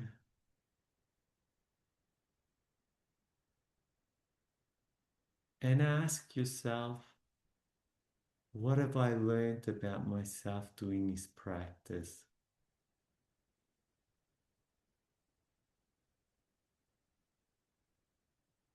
And when you are ready, taking your time, I'd like you to open your eyes. And before giving back to Victoria, I'm going to be doing a short reading, very short, which is climbing the mountains. It's always Thich Nhat Hanh, but it's about how to walk.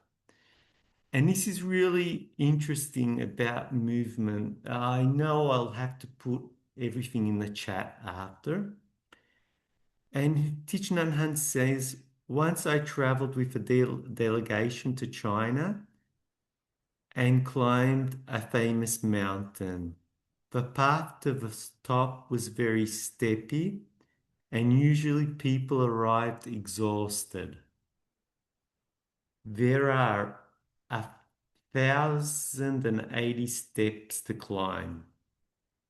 Before setting out, I suggested our delegation breathe, make a step, relax.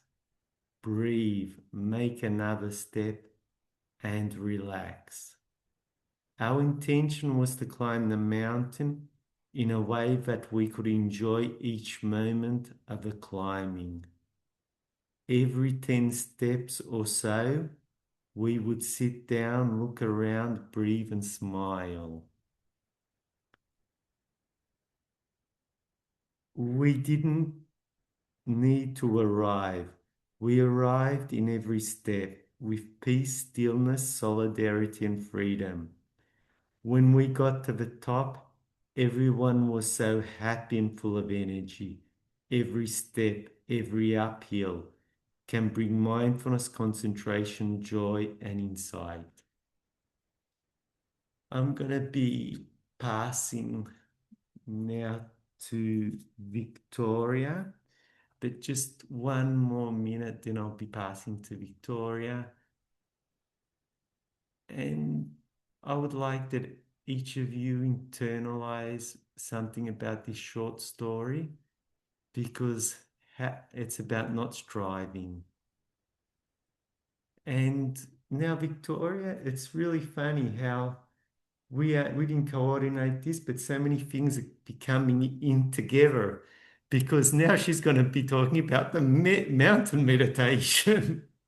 And I didn't think about reading this before. So, Victoria, pass to you. Yeah. Thanks to everyone for doing a mindful movement. And maybe at the end we'll have a chat about this of the thing. Okay, go, Victoria. Thanks, and I'll pass to you with great pleasure. Thank you. Yes, lots of synchronicities, it seems, with mindfulness. Because I just felt really called at this point of the retreat to lead a mountain meditation. So that follows beautifully after that reading. So once again, just please feel free to choose a supportive posture for the mountain meditation. If you're unsure, you might like to adopt a sitting posture for the practice, either on the floor or on a chair, but the choice really is yours.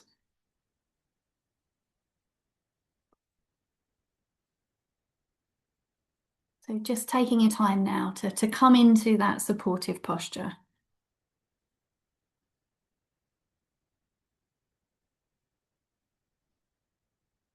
Perhaps sensing into the support that you have from the chair or the cushion. And paying attention to the actual sensations of contact.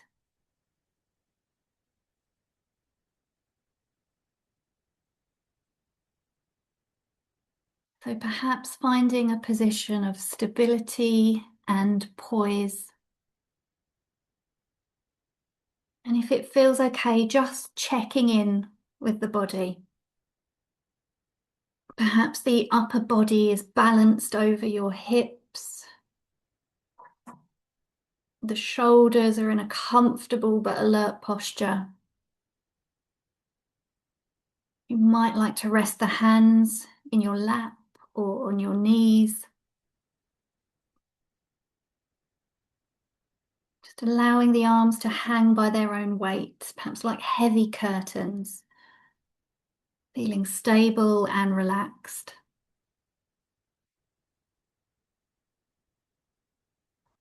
And actually sensing into your body, so just moving through a quick body scan. So feeling your feet,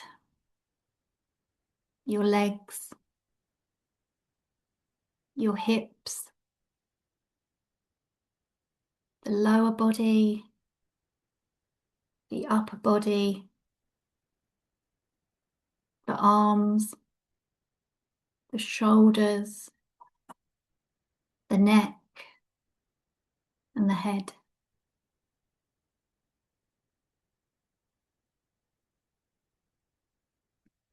And when you're ready, if it feels okay, allowing the eyes to close or softening the gaze. And bringing awareness once more to the breath. But perhaps those actual physical sensations. Feeling each breath as it comes in and goes out.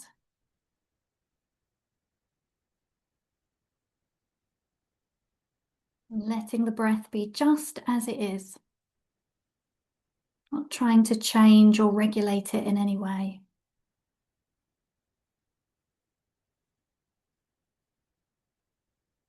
Just allowing it to flow as easily and naturally as you can do. Its own rhythm and pace.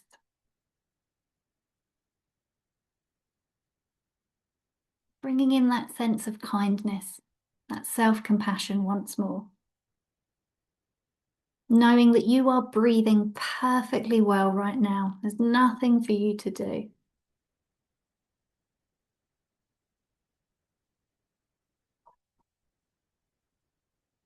So I invite you to allow the body to be still.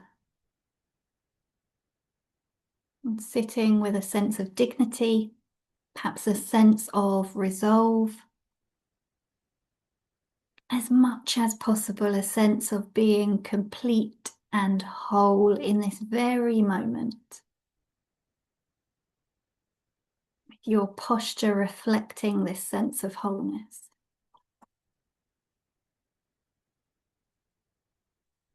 Perhaps just luxuriating even in this moment of stillness.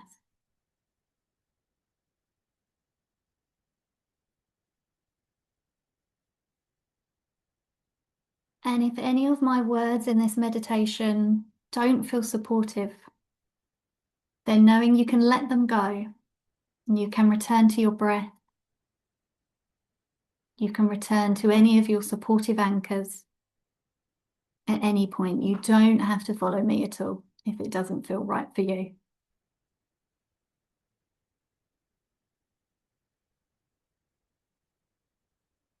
And so as you sit here, letting an image form in your mind's eye, if that feels okay, of the most magnificent or beautiful mountain, perhaps that you know or have seen or can just imagine.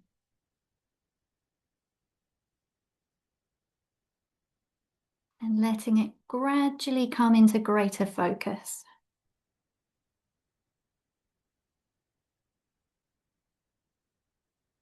Even if it doesn't come as a visual image, perhaps, just allowing the sense of this mountain. Perhaps feeling its overall shape, perhaps its lofty peaks or peaks high up in the sky.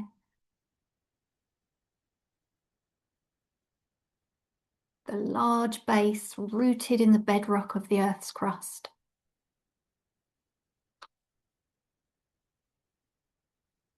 Perhaps there are steep sides or gently sloping sides. Just noticing how massive it is, how solid, how unmoving. How beautiful. Whether from afar or up close.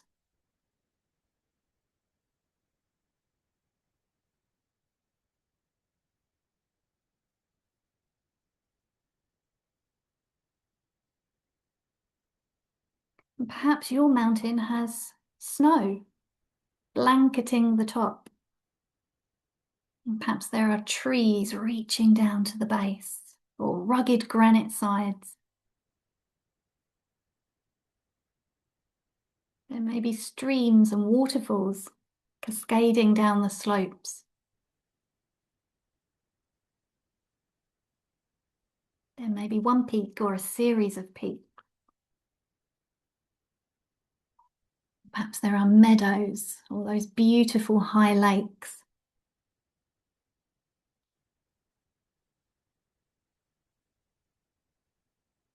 And so I invite you, as you're observing the mountain, noting its qualities. Perhaps when you feel ready, seeing if you can bring the mountain into your own body, sitting here,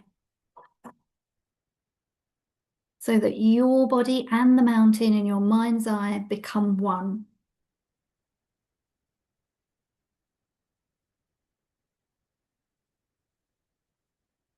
So that as you sit here, you share in those qualities of the mountain. The massiveness and the stillness and the majesty of the mountain. You become the mountain.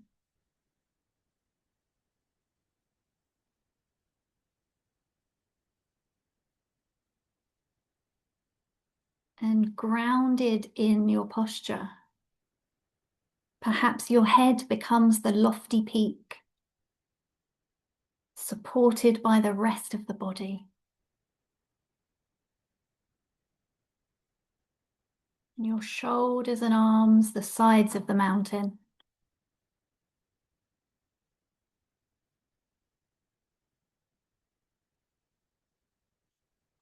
And your sitting bones and legs, the solid base, rooted to your cushion or your chair.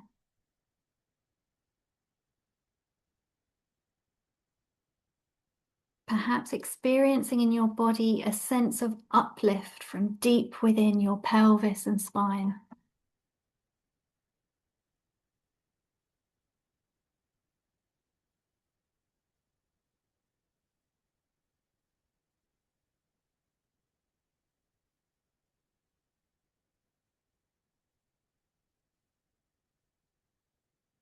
And with each breath, as you continue sitting, becoming a little more a breathing mountain. Alive and vital, yet unwavering in your inner stillness, completely as you are.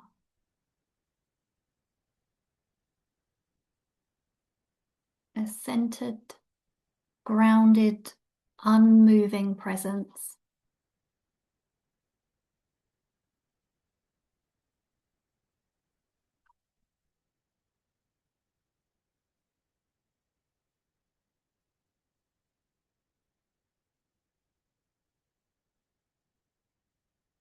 And as you sit here, becoming aware of the fact that as the sun travels across the sky, the light, the shadows, the colours are changing virtually moment by moment in the mountain stillness.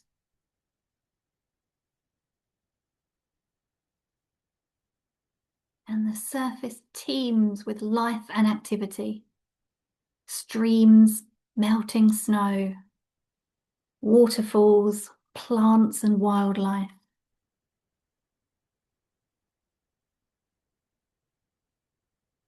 And the mountain just sits.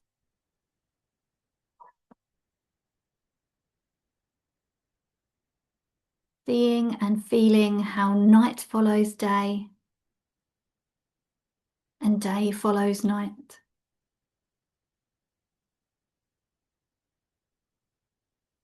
The bright, warming sun, followed by the cool night sky, studded with stars, and the gradual dawning of a new day. And through it all, the mountain just sits, experiencing change in each moment, constantly changing, yet always just being itself.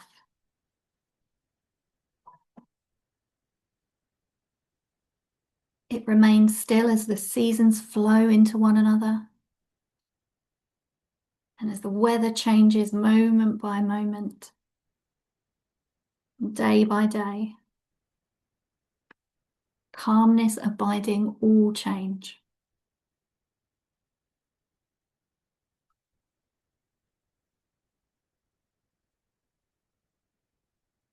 And in summer, there's no snow on the mountain, except perhaps in the very top peaks and crags, shielded from the sun.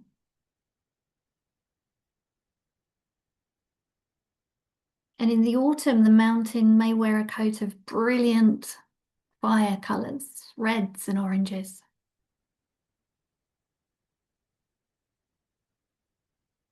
And in winter, a blanket of snow and ice.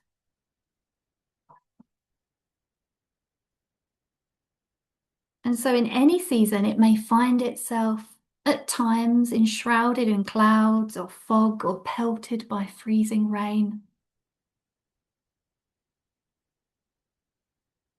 And people may come to see the mountain and comment on how beautiful it is, or how it's difficult to see the mountain today. It's too rainy or foggy or dark. But through it all, the mountain just sits. None of this matters to the mountain. Clouds can come and go. Tourists may find it beautiful or not.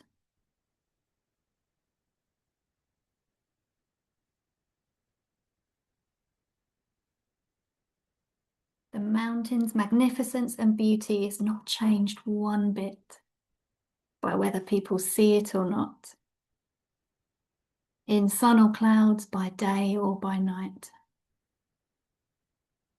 It just sits being itself.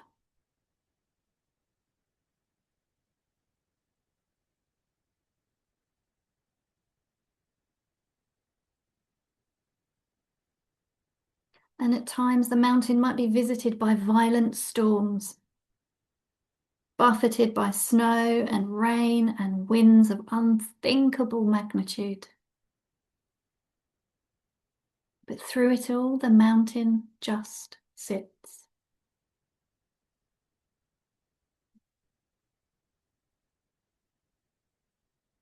Spring comes, the trees gain their leaves, the flowers bloom in the high meadows, the birds sing once more in the trees.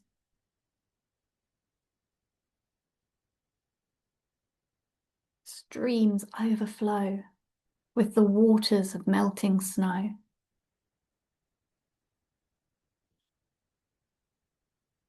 And through it all, the mountain just sits. It continues to sit unmoved by the weather, by what happens on its surface, by the world of appearances,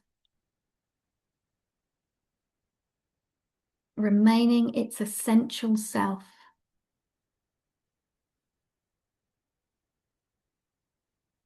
Through the seasons, the changing weather, the activity ebbing and flowing on its surface.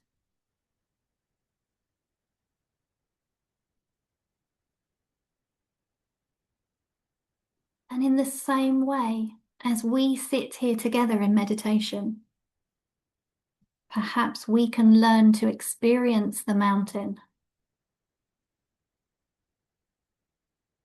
Perhaps we can invite and embody that same central, unwavering stillness and groundedness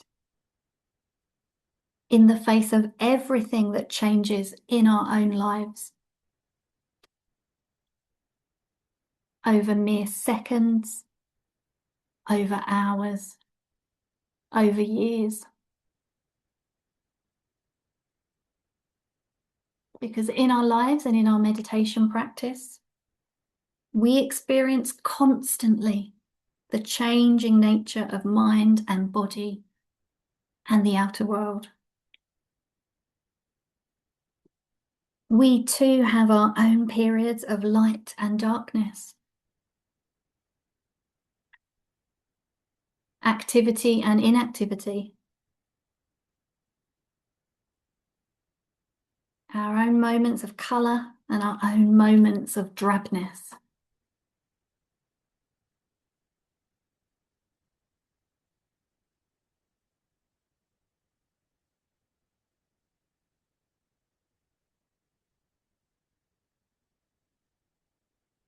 It's true too that we experience storms of varying intensity and violence in the outer world and in our own minds and bodies.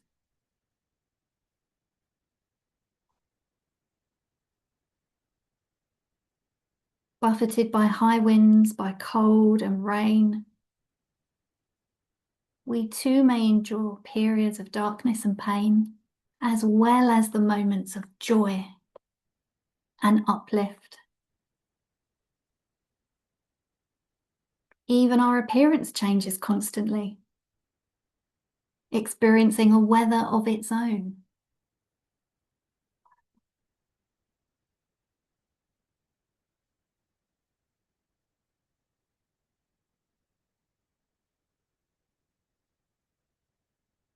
And so perhaps by becoming the mountain in our meditation practice, we can link up with its strength and stability and adopt them for our own.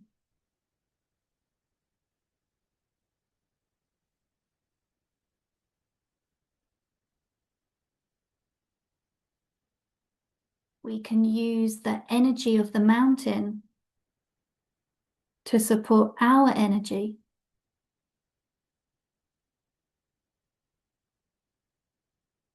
to encounter each moment with mindfulness and equanimity and clarity.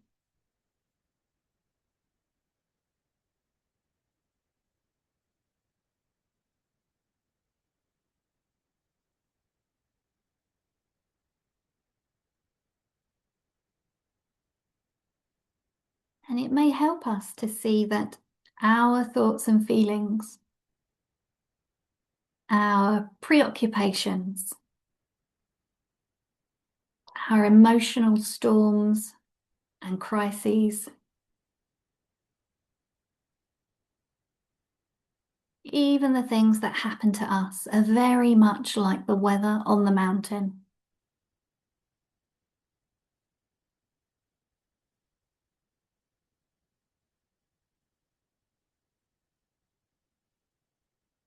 And of course, the weather of our own lives is not to be ignored or denied.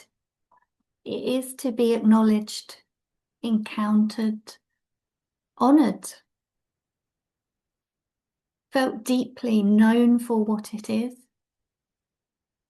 and held in awareness.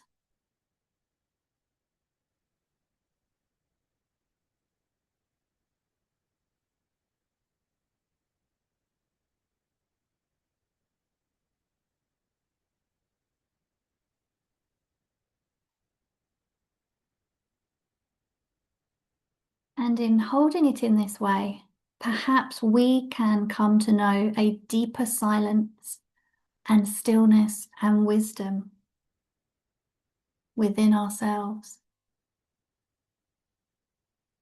Mountains have this to teach us, and much more if we can let them in.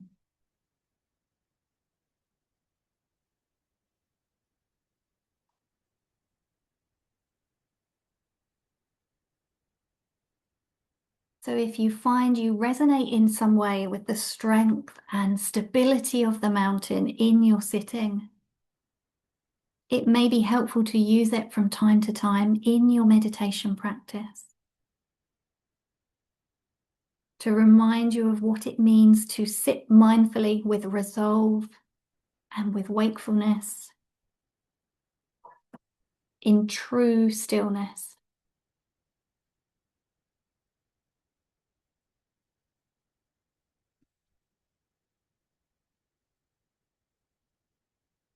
And so I invite you now to embody that stillness for the final few moments of the practice together.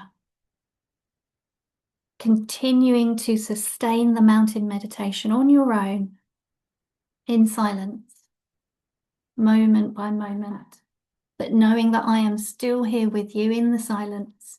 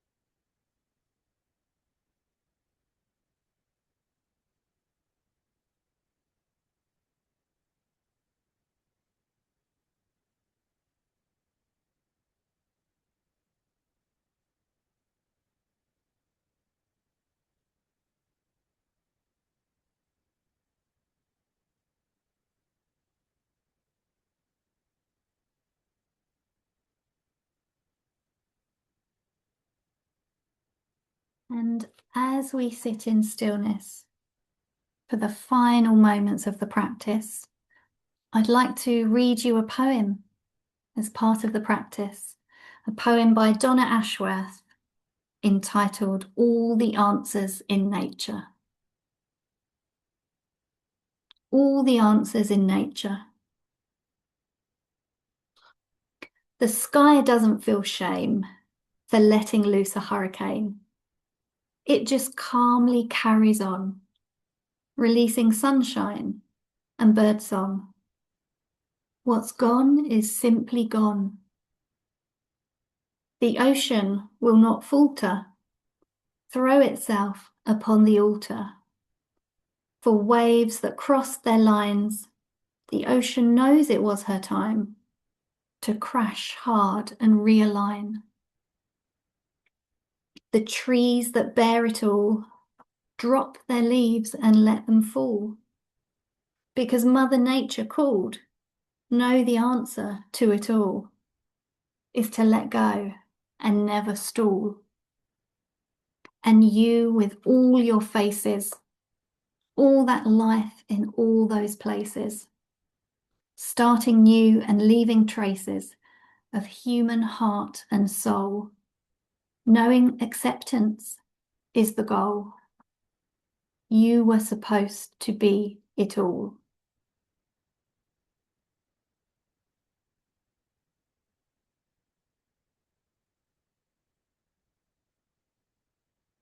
So in your own time, perhaps just gently bringing back any movement into the body, perhaps bringing the hands up to cover the eyes, gently cupping the eyelids before you blink open the eyes and let any light back in. Perhaps it's a Bit of a stretch, stretching open the fingers. Bit of a wiggle on the chair. And I want to loosen up my shoulders and my back. Just taking your time. Got no rush at all.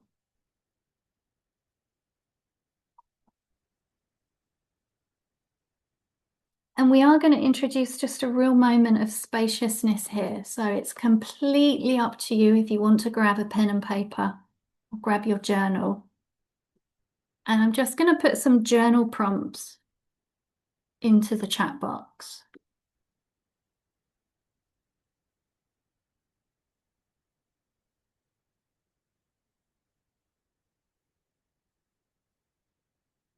So plenty of time and space here to reflect on the retreat so far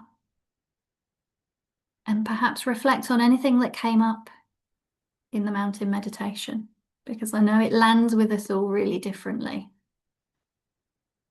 I've just posted those questions in the chat.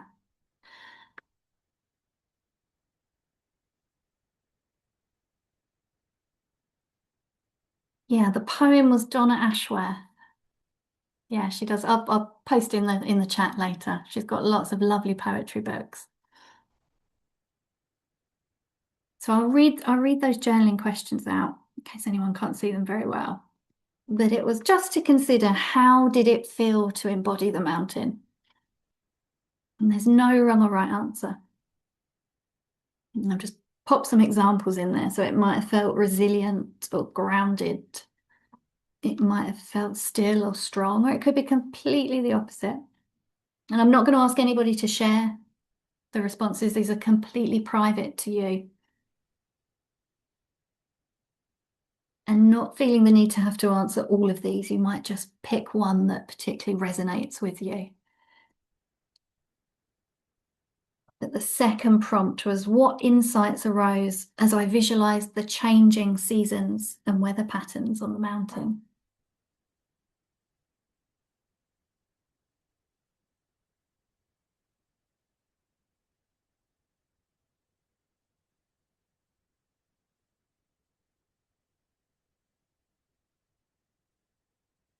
And then that third prompt was, what weather, in inverted brackets, so what emotions, stresses, thoughts, what weather am I currently experiencing?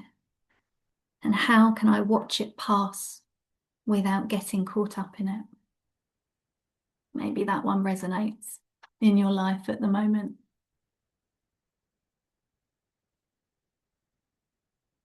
And then the final prompt was, how can I bring the qualities and energies of the mountain into my daily life? So they're all in the chat box.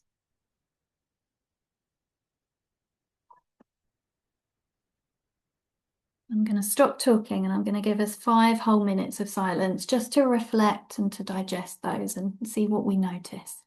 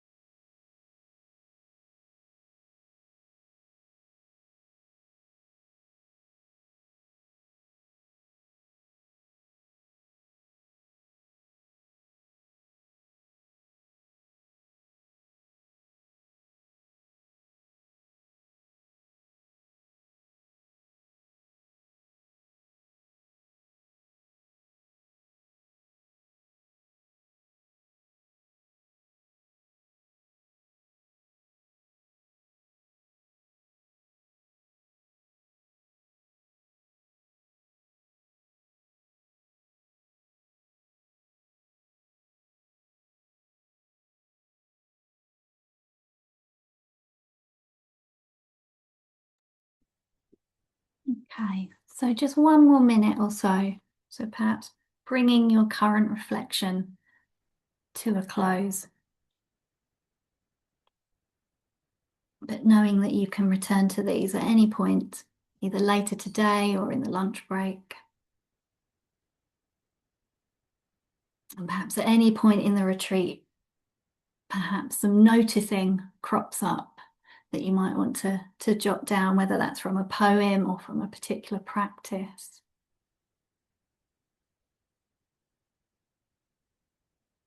And so we've reached that part of the retreat where we're going to break now for our longer break. So whether that's a lunch break for you or whether you're going to go out for a walk, the intention is the same as before, to trying to still make this hour lunch break a part of the retreat if possible. So if you can remain in silence, wonderful. If not, just letting any interactions flow with the intention of the retreat day and checking in with exactly what you need for this break. What would be supportive? What would be nourishing? Perhaps you need a little nap or something. And I'm going to leave the Zoom room open so you can stay here and just turn cameras off, or you can drop out and come back in, whatever's best for you. So we'll break a little bit early for lunch. I'll make it 12:57. So if we come back here in an hour and 3 minutes, so at 2 p.m. UK time, and I hope you all have a wonderful lunch break and see you all soon. Thanks, everyone. Have a great lunch break to everyone.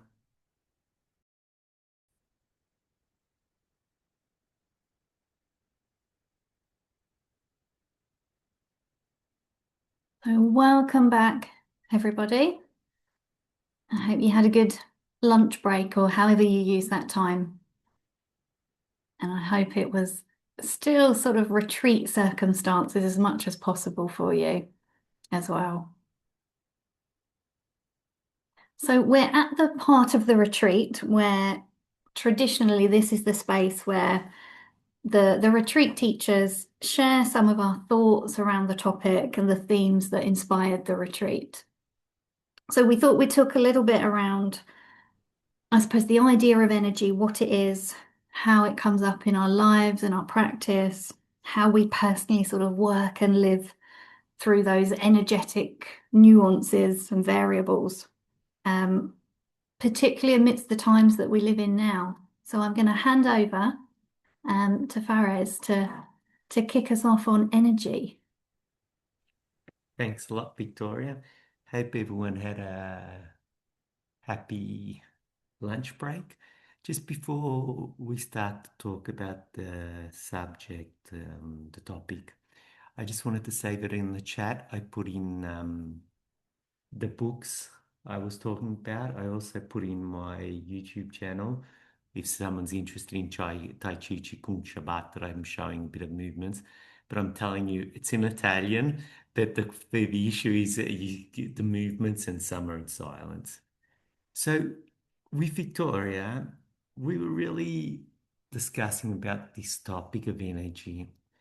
And like all of us know what energy is, but let's just take a moment to everyone ask themselves, just like a small kind of meditation.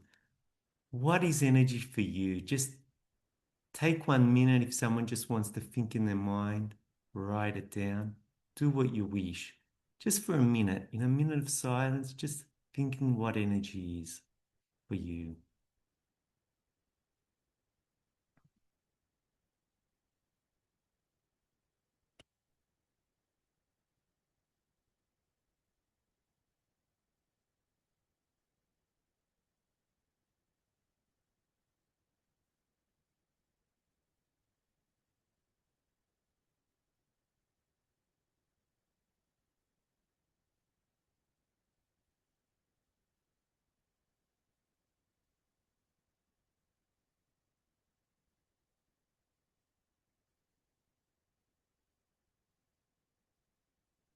Okay, so, you know, I was thinking of physics in school and things like that. And energy is basically the capacity of a system to work, move an object, or do a changement like heating something, lighting something. I'm going to make it really simple. Human energy is a capability of changing food and air into energy that moves our muscles and helps us all our organs living. Let's make it really, really simple. And until our body system creates energy, can transform energy, we're alive. The moment we're not, this body system isn't able to hold together, create energy, it goes ooh, and disappears in the system. A very interesting thing is even Einstein, I don't know how, don't worry, I'm not giving a lecture on physics. I'm not the right person, but it's important to remember the formula of Einstein, I can't remember it, M2. It's energy and mass for relationship, and it's a transformation. And I think you guys and ladies have all understood that I really like Tao. And Tao was talking about that 2,500 years ago, 3,000 years ago. It's a transformation. And Tai Chi Qigong is a way of putting Tao into exercises. It was certain practices, people looking for immortality. Let's not exaggerate, but that was their aim. And what is important to understand, we've got this thing called, this is the philosophy kind of thing. We've got this thing called ki, which is our vital energy. It flows through our body. We're born with a certain amount of ki. And as we age, the amount of ki decreases. And this is our vital energy. So, what do we do to restore our energy? We can restore it through the sky and through the land, through the Mother Earth. And to make it simple, even here, it's breathing air and eating food. Our body transforms this in energy. The problem today is that the air we're breathing and the food we're eating are a bit too contaminated. But let's not think about this because we can't do nothing about it. But it's an important thing to think about it because the humankind thinks he's above the rules of the Tao, of the law of the natures. In all cultures we have, traditional cultures, there is a respect for these rules that in the Western world, we think we're above. And this has got a lot to do with energy. And um, it's very important to balance our energy and find systems to not consume in a silly way our energy. Like, I'll just give a real easy example of everyday living, where to use our energy better. Uh, when my wife is in the house now, okay, come home, it's a typical situation that all of us have. The majority of you will say my husband or my wife, I don't care, but everyone's free to have what they want, or maybe someone has no one or someone else. Maybe they say something that annoys you. Is it worth it getting in the argument? Sometimes it is, but lots of times it's not. War. War is a waste of energy. But sometimes, even Tao, we cannot decide certain things. But the moment we can decide, we choose to waste our energy for that or not waste the energy for that. Our thoughts. How much energy do we waste for negative thoughts? And this is just a thing where I'm showing all these theoretical kind of things at the beginning in everyday living. Now, I'm going to be telling how I balance my energy, but since I'm old school, I'll let the ladies go first and let Victoria say what she does, and then she'll pass it back to me and I'll say it. Yeah, Victoria. Thank you. Yeah, it's a really interesting one, energy. And the more that I thought about it, the more that I was sort of scribbling down when I was making notes for this. But I think we often forget that we're not just physical beings, but energetic ones too. And as has just been said, literally every single thing in our lives, so the food that we eat, the conversations that we have, and the way that we talk about ourselves can carry that unique energetic imprint. And so the energy that we surround ourselves with, it can either uplift us and expand us, so that sense of high vibration, or it can contract and diminish us. And when we vibrate at a low frequency, when we're bringing in that negative energy, we're more likely to experience feelings of fear, perhaps, or anger or jealousy. And they're natural human states, but when they become habitual, they can keep us trapped in cycles that prevent us from healing or prevent us from thriving and living the life that we want to be living. So I think for me, some of those low vibrational activities include being literally glued to my phone. I keep scrolling through coverage, perhaps of the news, or even just listening to music that isn't very uplifting. Being indoors all day. I know that doesn't do my energy any good at all. Whereas those high vibrational states can really align me with joy and creativity. And it doesn't mean that life is perfect, but they do train me to sort of better ride with the ups and downs, the waves of life. So for me, some of those activities could be obviously switching off the tech and doing something with my hands. So maybe it's doing a little bit of crafting or going outside and planting some seeds in the garden. Going for a walk purely for the joy of going for a walk. So I've not got headphones on. I'm not listening to a podcast. I'm not having to do something. I am just being me on a walk out in nature. And we do have to, I suppose we have to actively choose these moments, which sounds quite a shame, but it's the modern life that we're living in. And that's where mindfulness, of course, and meditation come in for me. That ability to notice what's happening, to pause, to breathe, to start to notice all of my habitual responses of, oh, I've got 5 minutes, so I just pick my phone up. But I've noticed.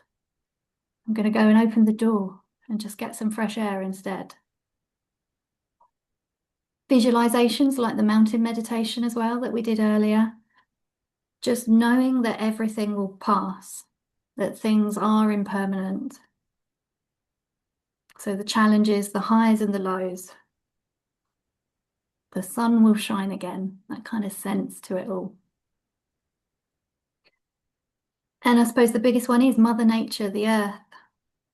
I suppose it's the highest vibrational force that's there for us. So just going outside, putting my feet on the ground, just feeling the support, feeling steady. And if going outside isn't possible, it's just started pouring here in Kent, then I've got meditations, I've got senses practices, I've got the elements practice that we did this morning. And I have a favourite mantra as well, which is just to be more mountain, that came to me in the mountain meditation when I did it the first time.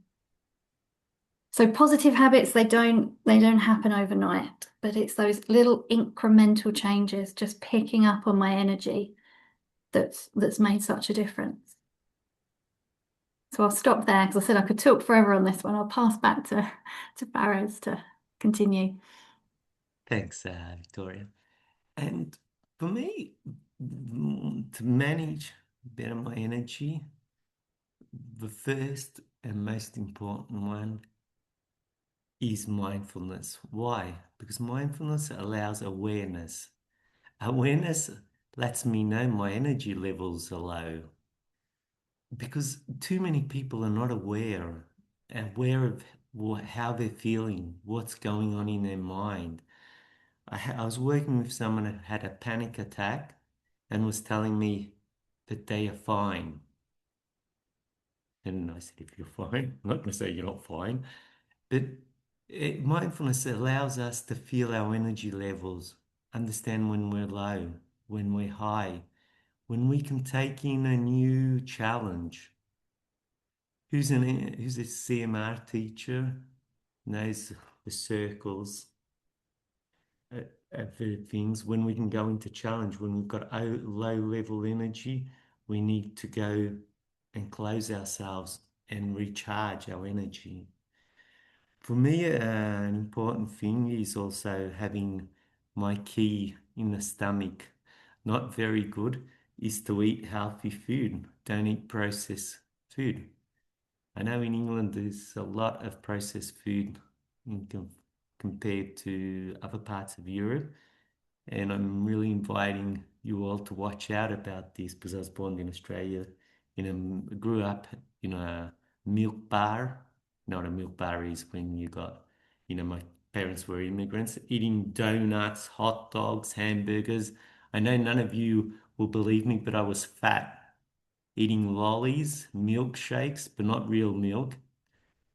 And we're contaminating our body with processed food.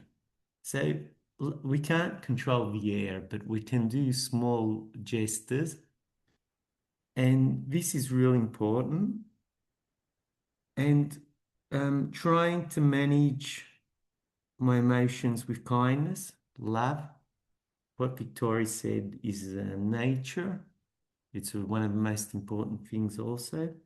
And also something very simple. It doesn't cost anything. I don't understand why the world has such difficulty with this.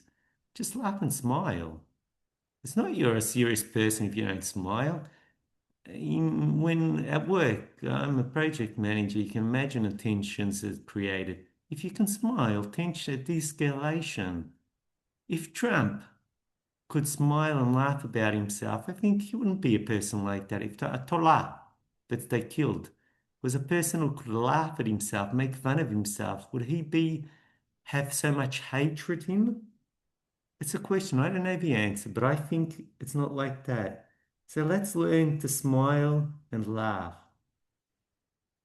And then see when it's worth it to enter into an argument. Sometimes it is. I'm a person that comes from a background. My dad, I think you can understand from my name, is Lebanese. Druze from the mountains of Lebanon. They're always in war. So I'm not saying, the world is a happy place. No, it's not. But we can make it happy. We can smile more, send more love around. And the most important thing is see if it's worthy to get in that argument for you. Sometimes it is, sometimes we have to, but many times we don't. And what um, Victoria was saying, which is a big issue for me too, and I'm learning to manage it, turning it off, is social media. Okay, I'm 55. I grew up for the first 30 years of my life. I didn't even have a phone.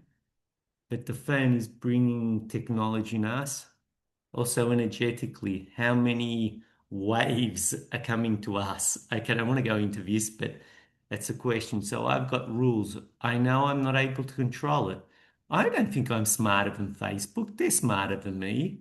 So what do I do? At 8 o'clock in the night, I close it and go for a walk. I stayed 12 hours without social. Only my mother has got another because she's old and very sick. My mother, my sister, and obviously my wife has got a number where they can find me in any moment of the day. So let's learn to turn off the society. That's helps us manage our energy better. Now, I'll pass back to you, Victoria. Do you want to, or how does it?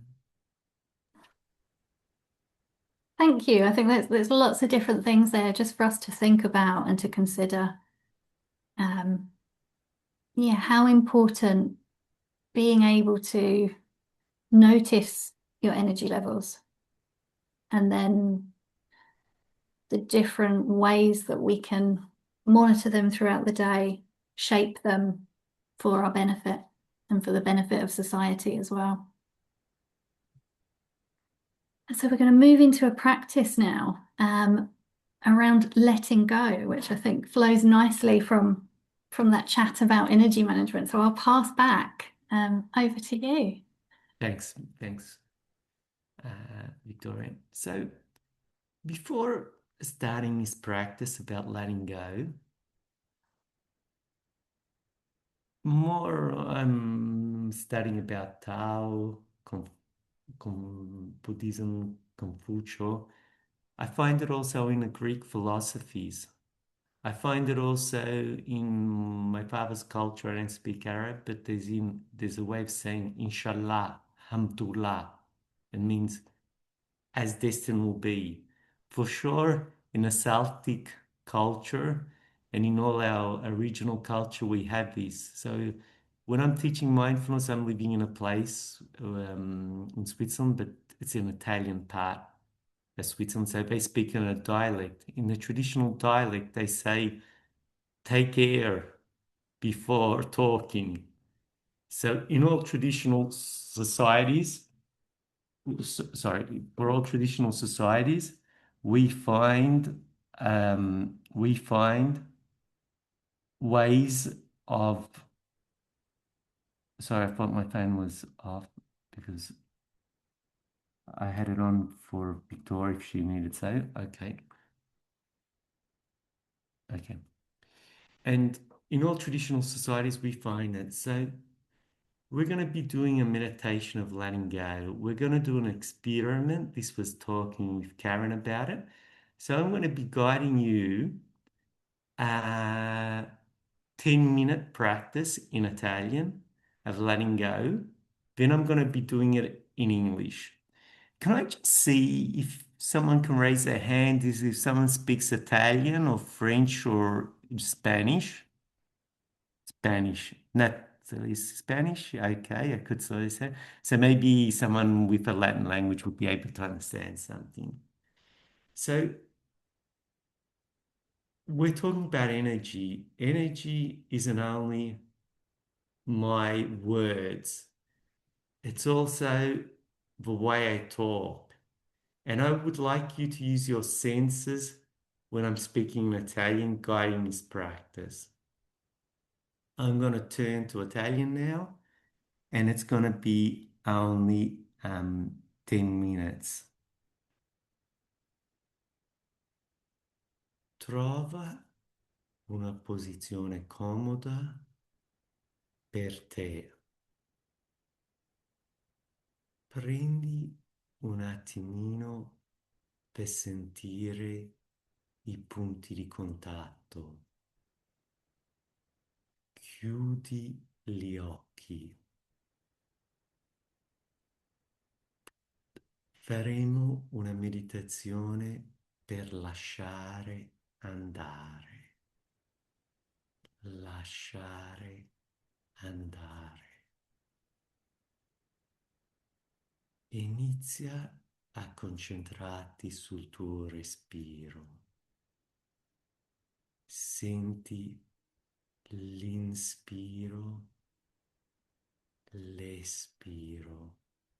Osserva, porta gentilezza, curiosità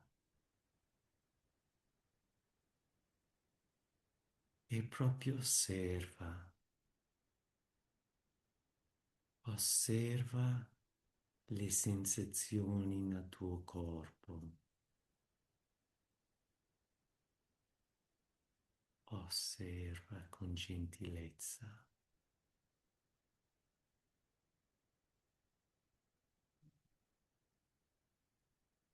Immagina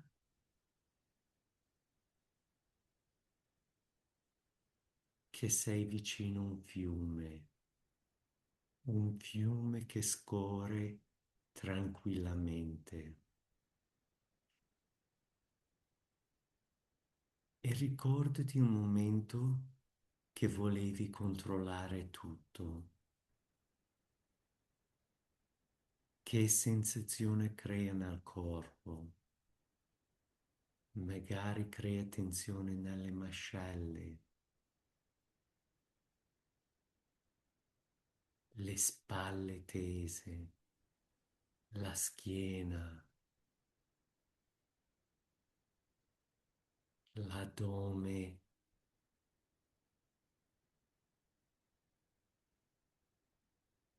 E prendi un attimino per osservare questo fiume. Scorre dal fiume. Poi immaginati una foglia e metti sulla foglia questo bisogno di controllo.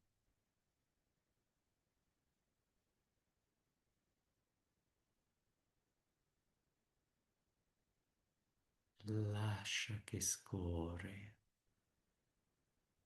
Lascia andare questa foglia e vede che scorre, che non c'è bisogno di tenere il controllo.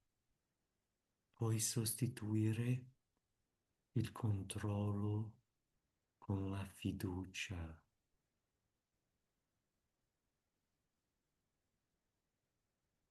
Osserva, di a te stesso, posso porre fiducia,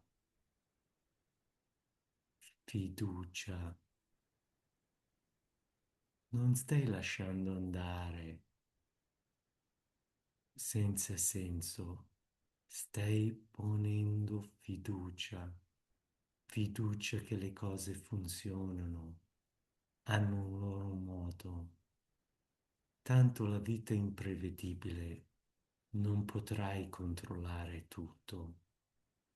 Perciò lascia andare il bisogno di controllo, lascialo andare. Ognuno di voi immagina una situazione dove deve lasciare andare il controllo.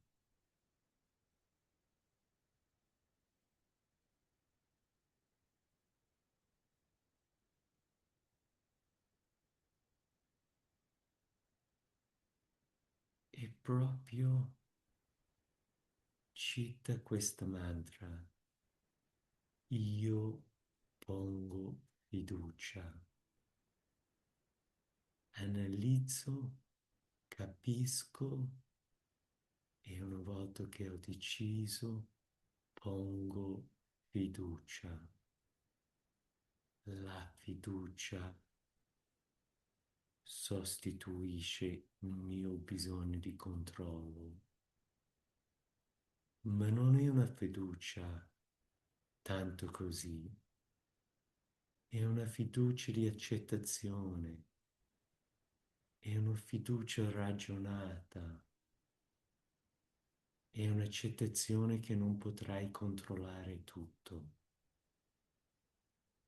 e lascia andare il bisogno di controllare, capire tutto. Non potremo mai capire ogni cosa. Accetta e lascia andare. Siamo verso la fine di questa breve pratica. Quando te la senti, abbassa il mento al petto e apri gli occhi.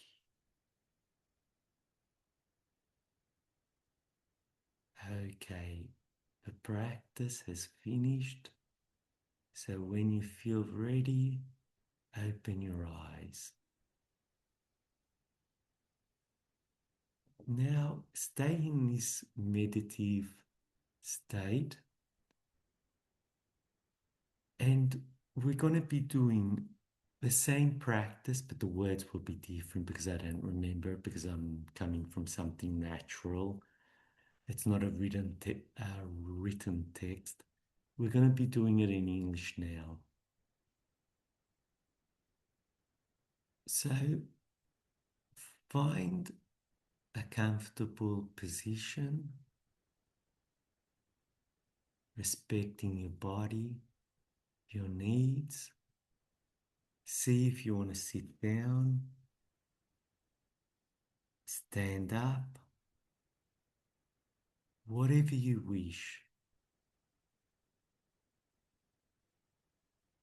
And just take a moment to feel a contact point between your body, the seat where you're laying down. And it's going to be a minute of silence so you can feel these points.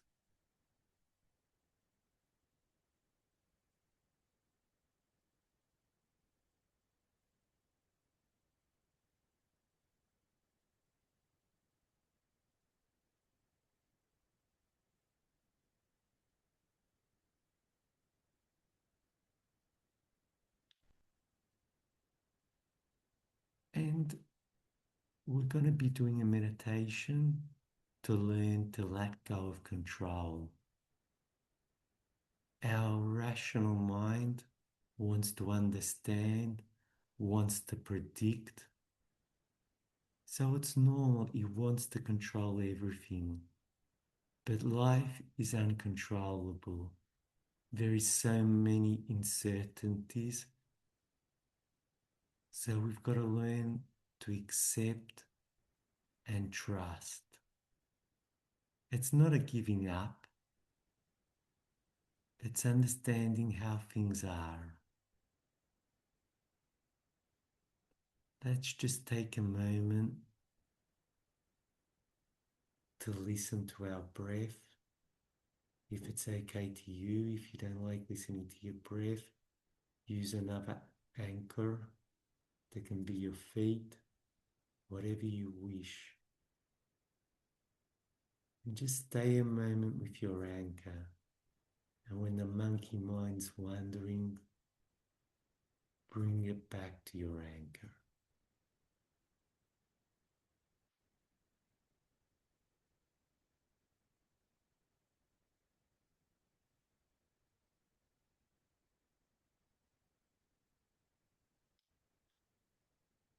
Now, if it's possible for you, remember a moment you tried to control things. Or imagine you're trying to control something. What does this create in your body? Bring curiosity. Always a beginner's mind. Maybe it creates tension in your shoulders,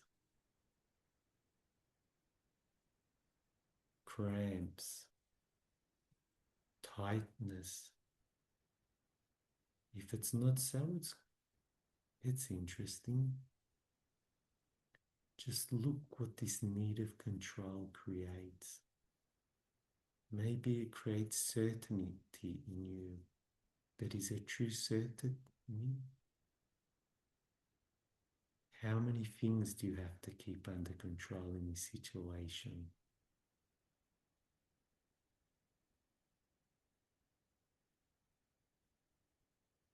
There are things that we can do and other things that we can't do.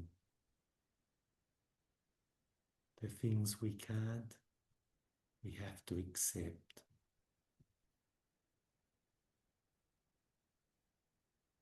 Imagine that you're near a river, a calm river.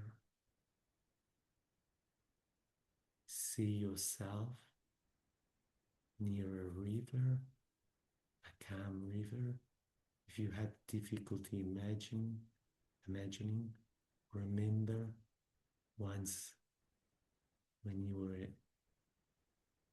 near a river or a sea, that it's got to be calm. Put the need to control on a leaf and let this leaf go. Fall down. You see it going slowly, slowly, slowly, and it goes in the river. And the need, the urge of striving, of controlling is going away.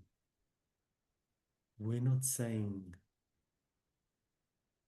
to be passive, to let everything go, but just to accept there are certain things it's not worthy wasting our energy trying to control them, because we can't.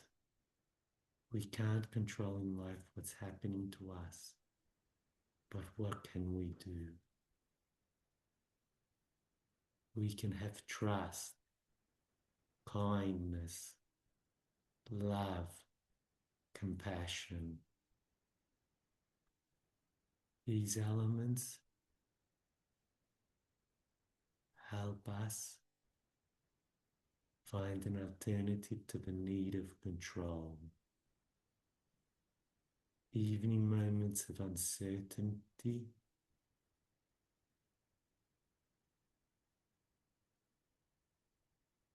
imagine how trust, love, kindness, being in the present moment helps.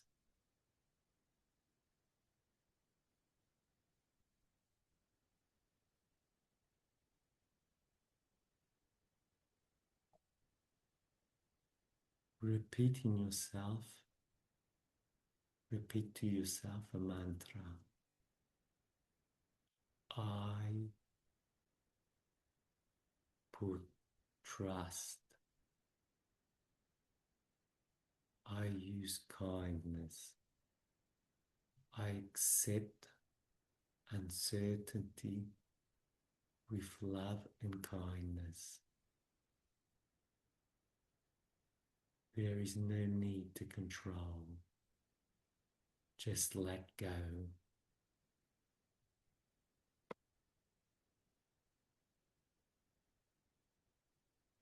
Everyone, think of a personal situation we all have, for certainly there's something that we want to let go. Something maybe not too difficult, and just think of life without this. Let go at past trauma, something of the past, or maybe some kind of way of thinking. We just let it go. We don't waste our energy.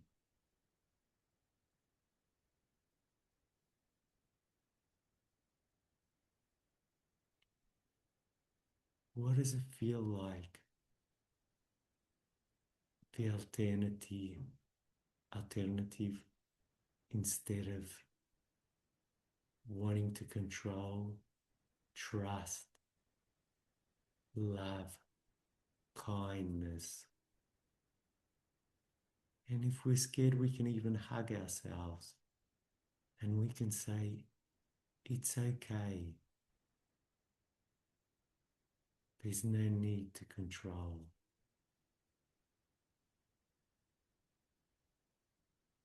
Let go of this thing that you want to let go, and just say it's okay. I accept that I can't control everything. And instead of controlling, using the alternative of bringing kindness, care, compassion towards myself.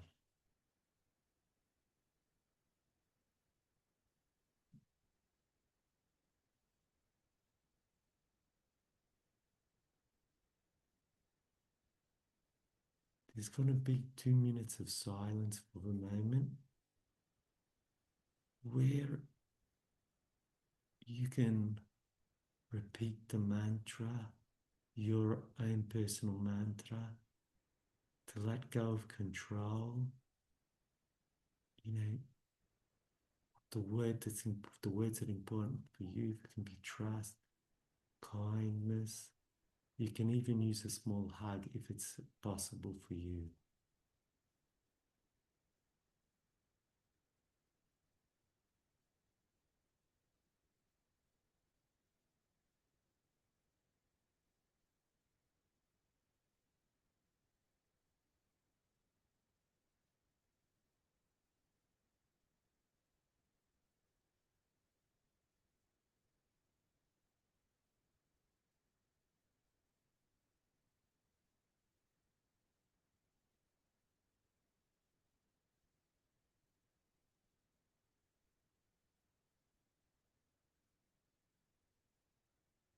If the urge of control is really strong,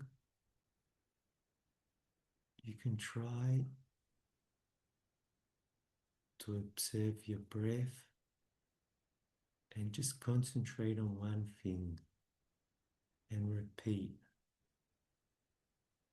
in, out, inhale, outhale.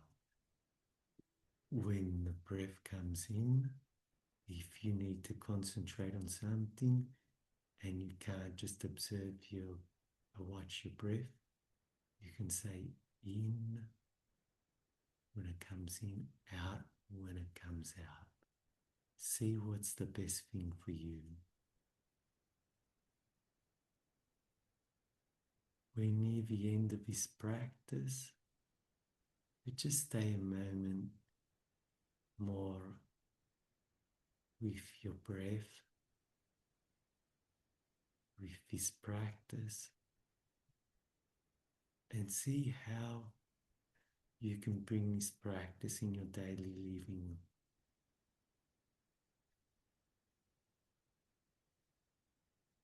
And taking your time when you feel ready, with no stress at all, you can lower your chin and open your eyes. Okay, before Victoria is going to be doing a sense practice in 5 minutes, but I would find it interesting if you feel like to journal a bit about this experience and what it was like to have two similar practices. The words weren't exactly the same, but there was the the the meaning, the focus of the meditation was to journal at a moment. What was it like to have a meditation in a language you weren't understanding, and what was the effect on your body? Victoria, can I ask you to write in the chat? Because if I write it, I'll do a couple of mistakes.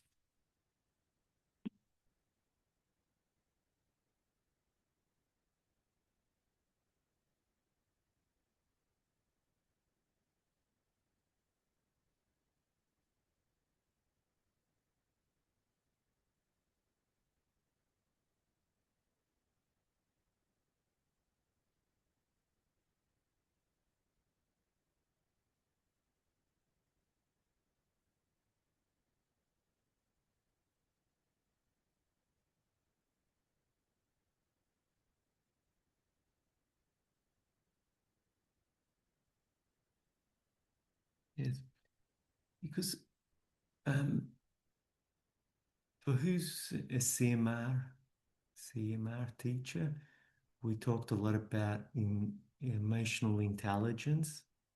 And emotional intelligence is not listening with the rational brain, it's listening with the heart. Just think about these things too.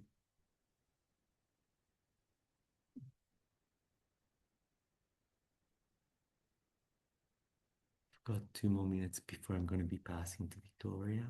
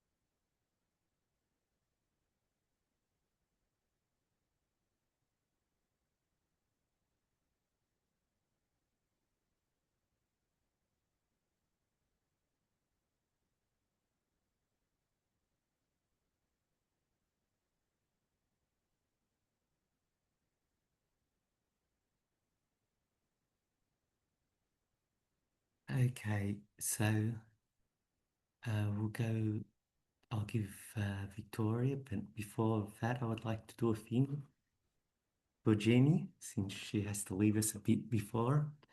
And it was a pleasure to be one of your two teachers on your first retreat. So it was a great honor and hope to see you another time. So let's see, Victoria, go you now. Yeah.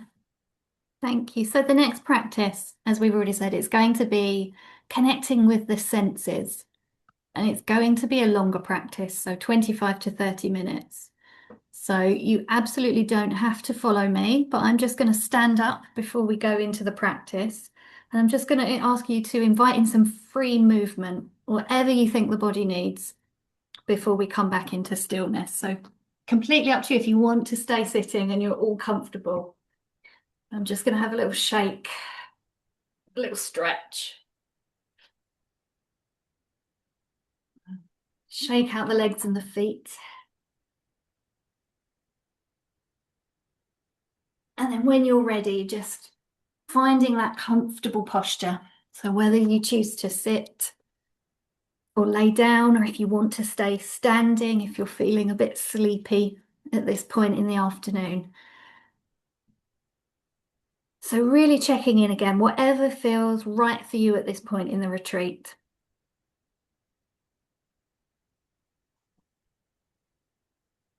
And thank you to Natalie as well. Yeah, feel free if you need to leave at any point, that's absolutely fine. Lovely to have you here. So checking in with the posture, having an awareness perhaps of the space around, above and below. And then lowering the gaze or closing the eyes. That feels comfortable for you. As I said, we'll be here for about 25 minutes. So just checking in with how you're feeling now as we're coming towards the end of the retreat. And maybe checking in with any intention that you have for this practice to bring mindfulness to our sense perceptions.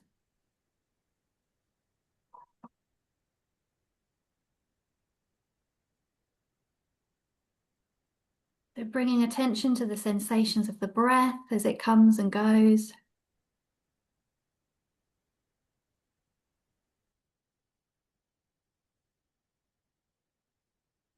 And if that feels okay, just allowing the breath to deepen slightly.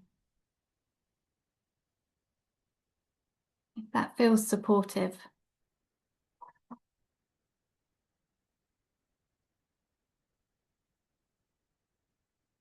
And you may find it helpful to choose counting the breath. So breathing in for a count of 3 or 4. And then breathing out for a count of 3 or 4.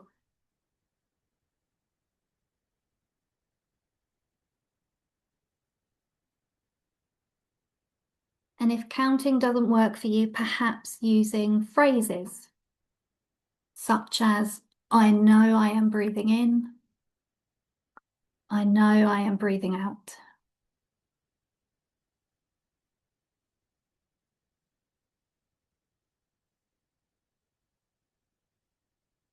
And it's normal and natural for the mind to begin drifting off into thinking.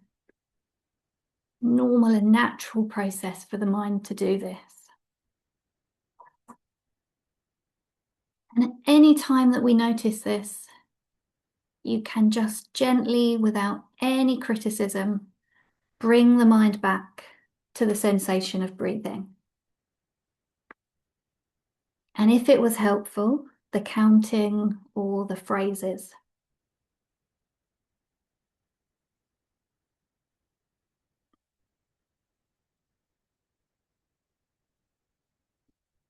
So every time we notice the mind wandering, just gently bringing our mind back to the sensation of breathing.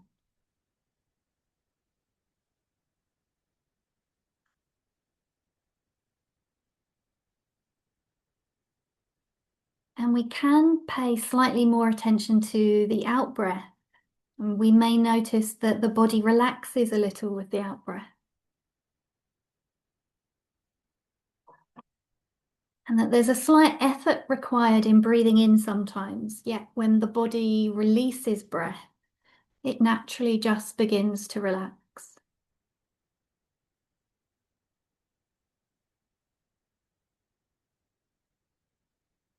And in the same way that we release our involvement with thinking and thoughts, they naturally begin to settle.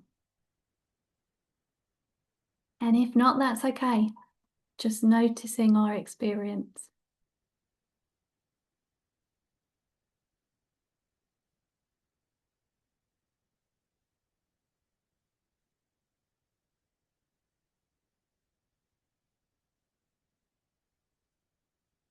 And as we breathe in our natural and normal rhythm,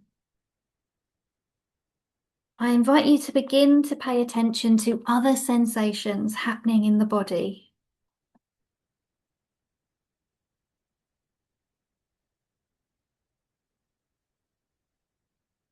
So there's perhaps the sensation of the breath moving in and out.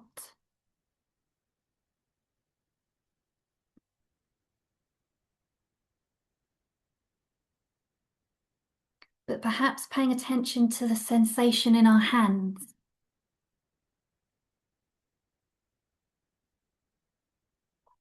Our fingertips.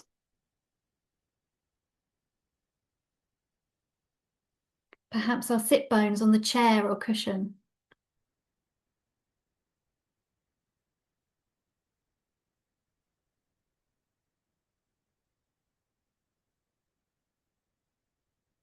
Perhaps our feet in contact with the ground or the surface beneath us.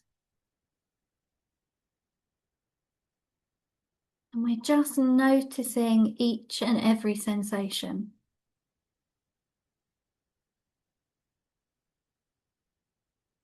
We're grounding our awareness into that felt sense of the body.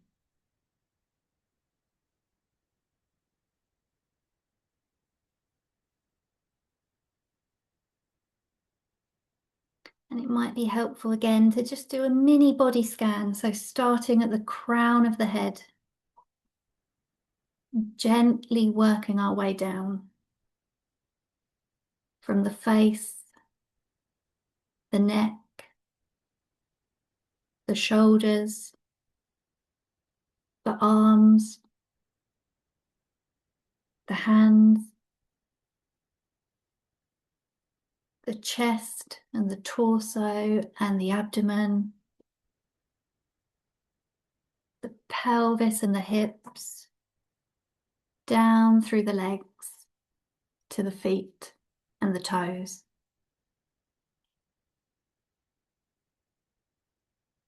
And just noticing any sensation that we feel in this moment. And if we notice the mind drifting, just gently coming back to the sensation of breath and opening up again to other sensations in the body.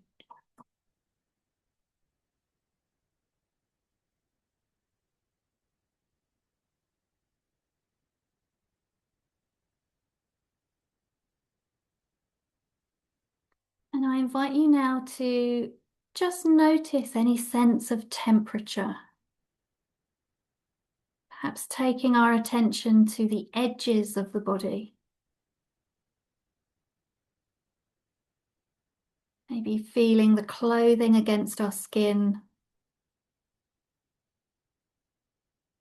or the temperature of the air.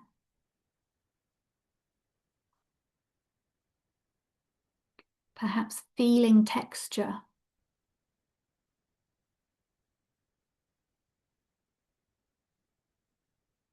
So working with our sense perceptions here.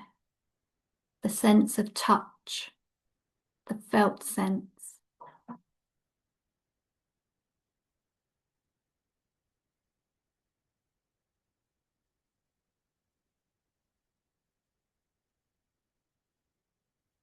And you may notice a preference for sensation.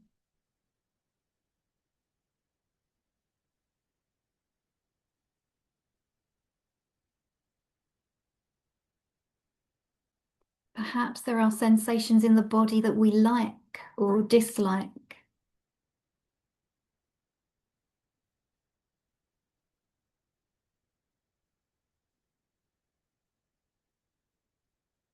So just noticing if preference arises. Not judging that preference, not trying to make it one thing or another. Just seeing if it's possible to come back to the felt sense directly.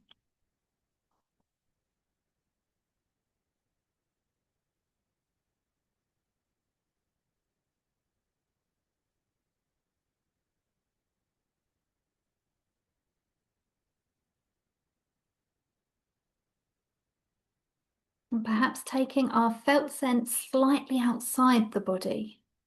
What can we feel in our immediate environment? So the space directly outside of the body. Is there anything to be felt there?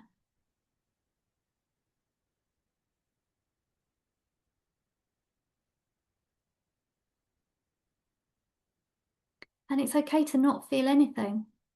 We just register that, no feeling, a blank.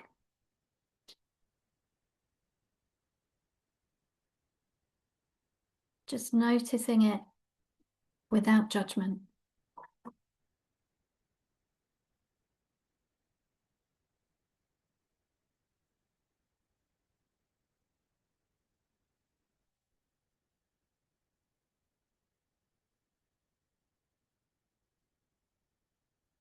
Bringing that sense of beginner's mind to your experience.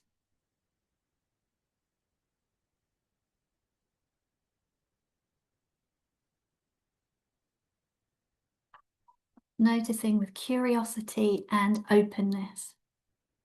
What can I feel in this moment, in this space?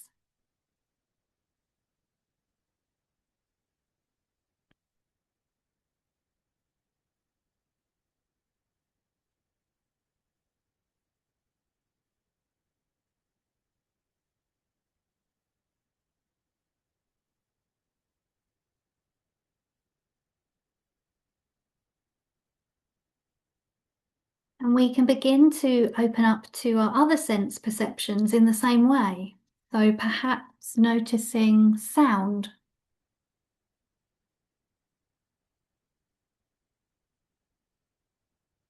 What sounds can we hear in our environment, if that's available to you?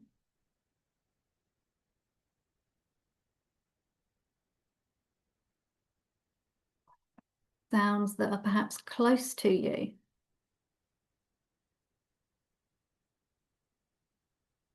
Perhaps the clock is ticking, or the whir of the laptop.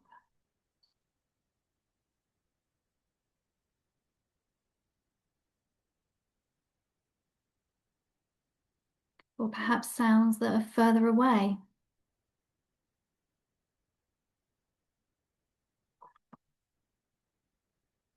Perhaps the hum of distant traffic,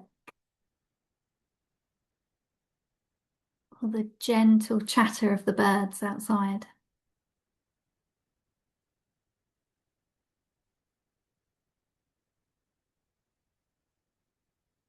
Or perhaps internal sounds. The stomach is rumbling.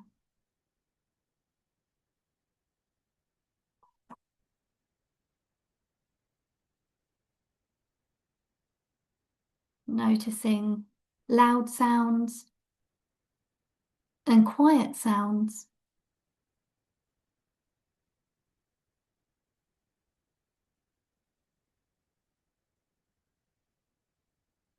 Just noticing what's there, what's present for you in this very moment.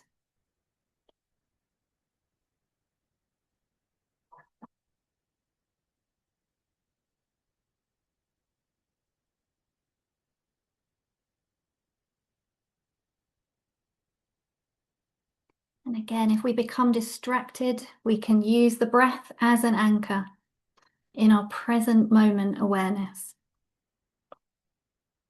Feeling the breath coming and going before opening back up to the sounds around us.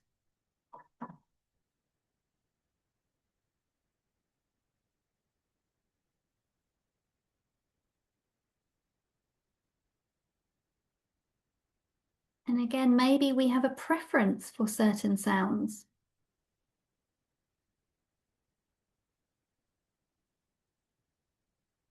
Just seeing if it's possible to meet each sound just as it is.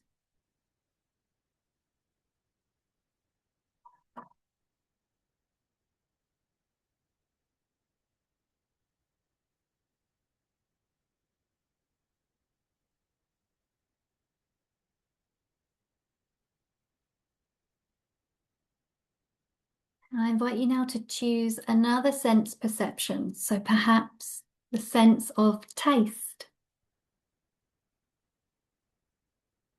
What do you notice here?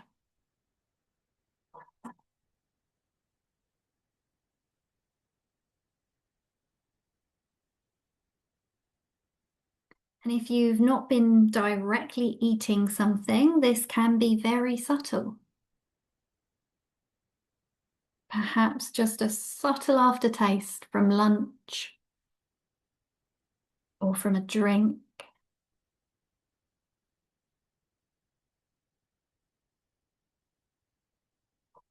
Just noticing.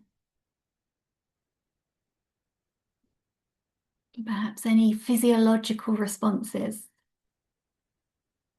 Saliva in the mouth, taste buds activating. Just opening to our curiosity.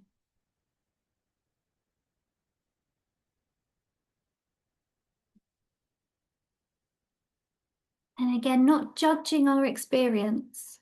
It's okay to register a blank here. It's still noticing.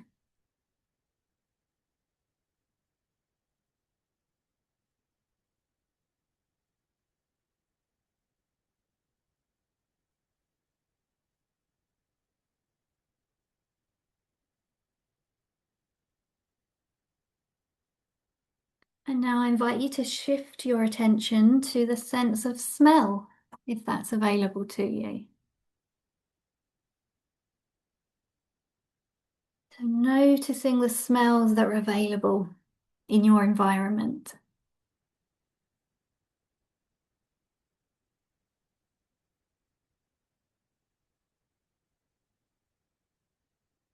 And perhaps we're labeling the smells.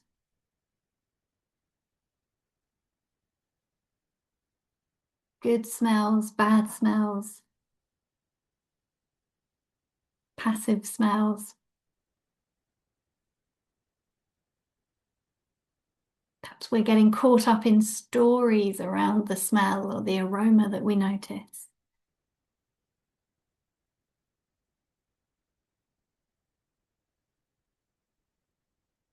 Perhaps a sense of aversion or desire towards the smell.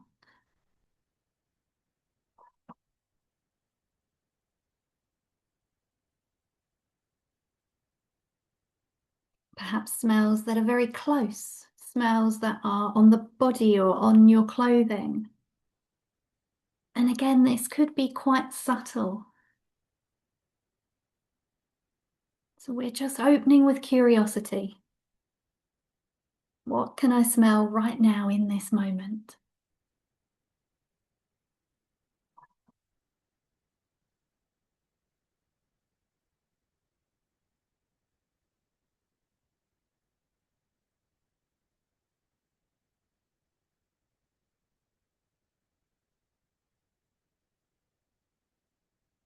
Now I invite you to shift your attention to the sense of sight. So if you have your eyes open, you're perhaps seeing the objects in front of you. And if you have your eyes closed, then there are still colours and shapes and shadows, perhaps a sense of light and dark.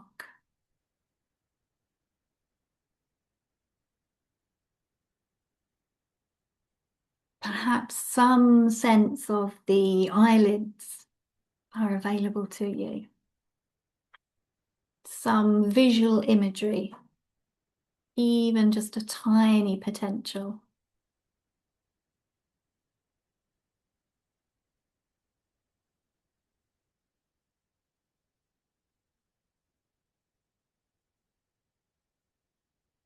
And so again, we're not trying to create any sense, we're just noticing what's there.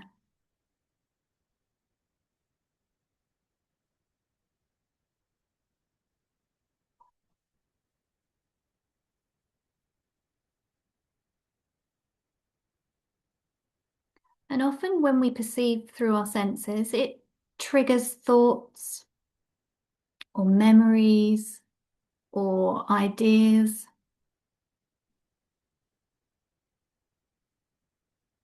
And knowing that we always have the anchor of the breath or the seat or the feet on the floor, if these thoughts or memories are difficult for us.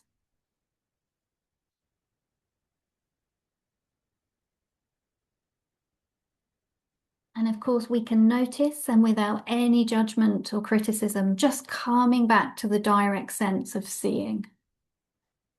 What can I see or not see? Noticing the colours and shapes, the textures. And again, noticing if there is any preference arising.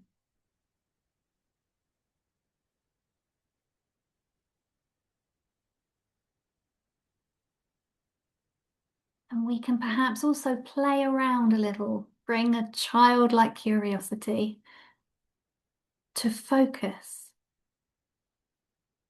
So noticing when we point focus on an object, perhaps seeing what it's like to defocus, perceiving more through our periphery vision, perhaps.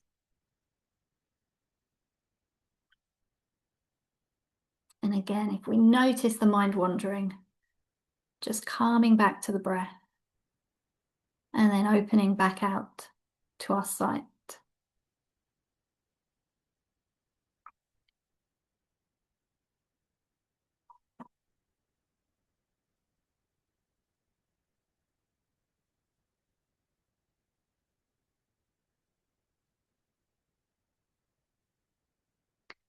And I invite you now to just experiment a little and see if it's possible to invite multiple sense perceptions simultaneously.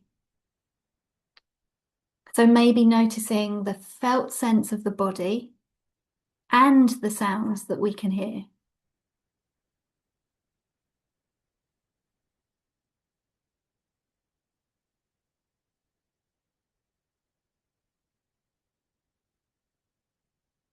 Or perhaps the felt sense of our body with the sounds and the smells.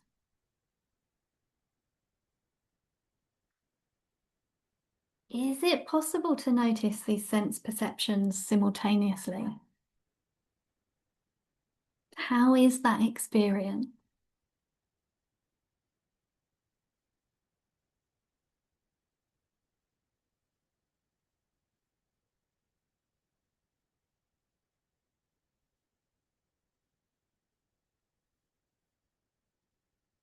Opening out to just being here, present in this moment. Allowing our sense perceptions to just be open, perceptive, without agenda. Resting into this space of awareness.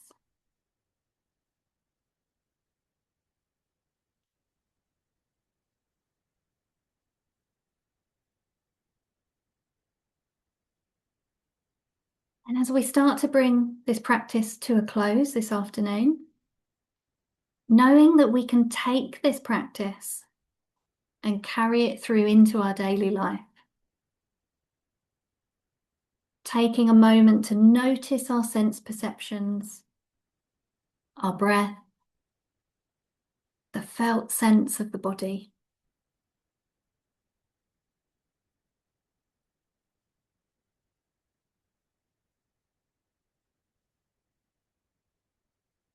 So I invite you to take note of your sense perceptions as I read to you another poem by Billy Collins entitled This Moment. This moment. It was a day in June, all lawn and sky, the kind that gives you no choice but to unbutton your shirt and sit outside in a rough wooden chair. And if a glass of iced tea and an anthology of 17th century devotional poetry with a dark blue cover are available, then the picture can hardly be improved. I remember a fly kept landing on my wrist, and two black butterflies with white and red wing dots bobbed around my head in the bright air. I could feel the day offering itself to me, and I wanted nothing more than to be in the moment. But which moment? Not that one, or that one, or that one, or any of those that were scuttling by seemed perfectly right for me. Plus, I was too knotted up with questions about the past and his tall, evasive sister, the future. What churchyard held the bones of George Herbert? Why did John Donne's wife die so young? And more pressingly, what could we serve the vegetarian twins we'd invited for dinner that evening, not knowing then that they travel with their own grapes? And who was the driver of that pickup flying down the road towards the single railroad track? And so the priceless moments of the day were squandered one by one, or more like several thousand at a time, with quandary and pointless interrogation. All I wanted was to be a pea of being, at rest inside the pod of time. But that was not going to happen today, I had to admit to myself, as I closed the blue book on the face of Thomas Traherne and returned to the house, where I lit a flame under a pot full of water where some eggs were afloat. And while they were cooking, stared into a little oval mirror by the sink, just to see if that crazy glass had anything particular to say to me today.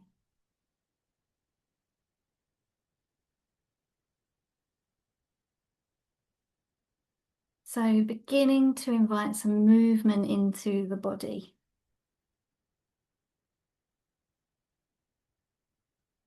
Perhaps having a little stretch, wiggling fingers and toes.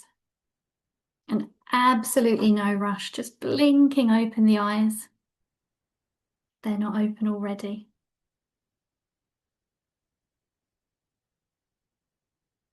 And again, just inviting just a couple of minutes in the silence if you want to note anything down in your journals.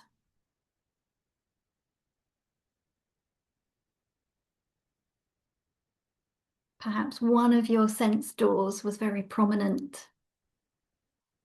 And perhaps others were a little bit more elusive this afternoon.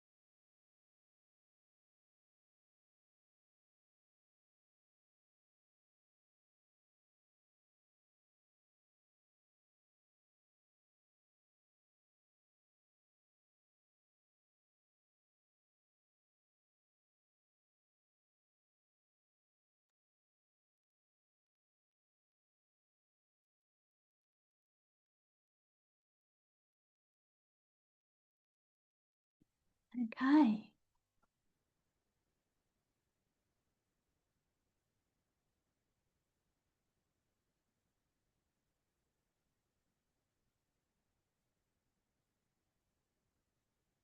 We've reached the time in the afternoon now where we typically have some space for discussion and inquiry about the day and of your practice in general, if that feels helpful.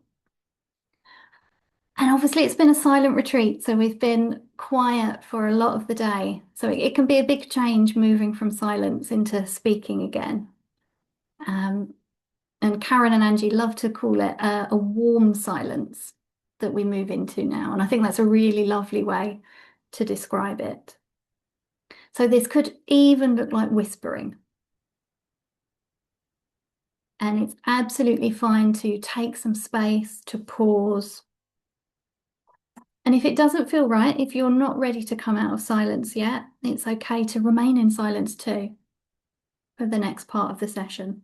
Although if you can do, I would always encourage just a tiny bit of sharing, just to share in that sense of community and connection that we've built together during the retreat day. And of course, the space is there for you. It's an opportunity to continue noticing and reflecting. So you might want to have your journal to hand as well. So I'll be creating some breakout rooms in a second. And it won't be a very intense experience. We'll be in there sort of 10 to 12 minutes in really small groups. And I know a couple of you are going to leave in a little bit as well. And then we'll come back into the main group. So you've got that chance just to share after you've had a chat in a smaller group and ask any questions to myself and Fares. And for those of you that are online that are watching this back at a later date, you might want to pause the recording at this point, and then you can return to your reflections in your journal, or perhaps go for a mindful walk and see what you notice as you reflect on your experience of this retreat day.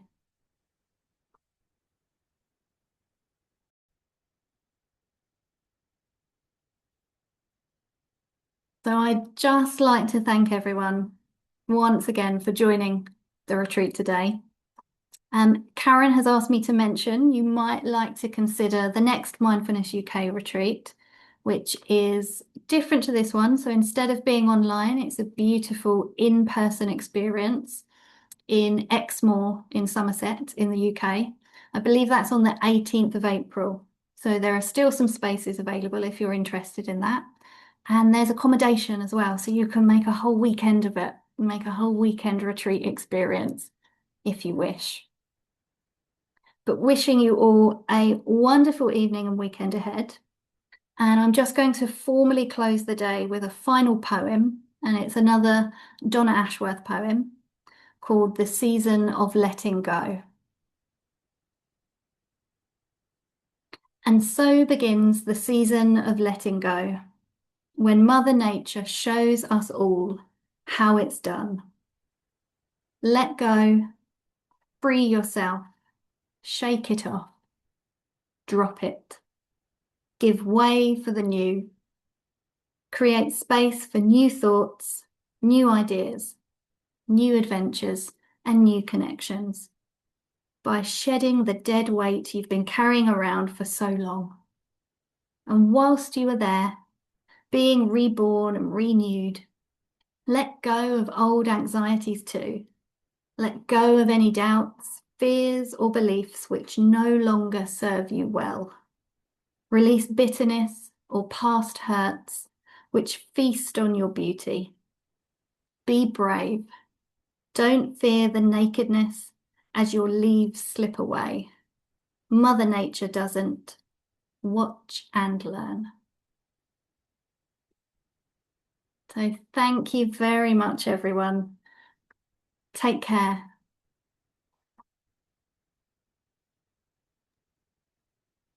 Thanks so much. Bye.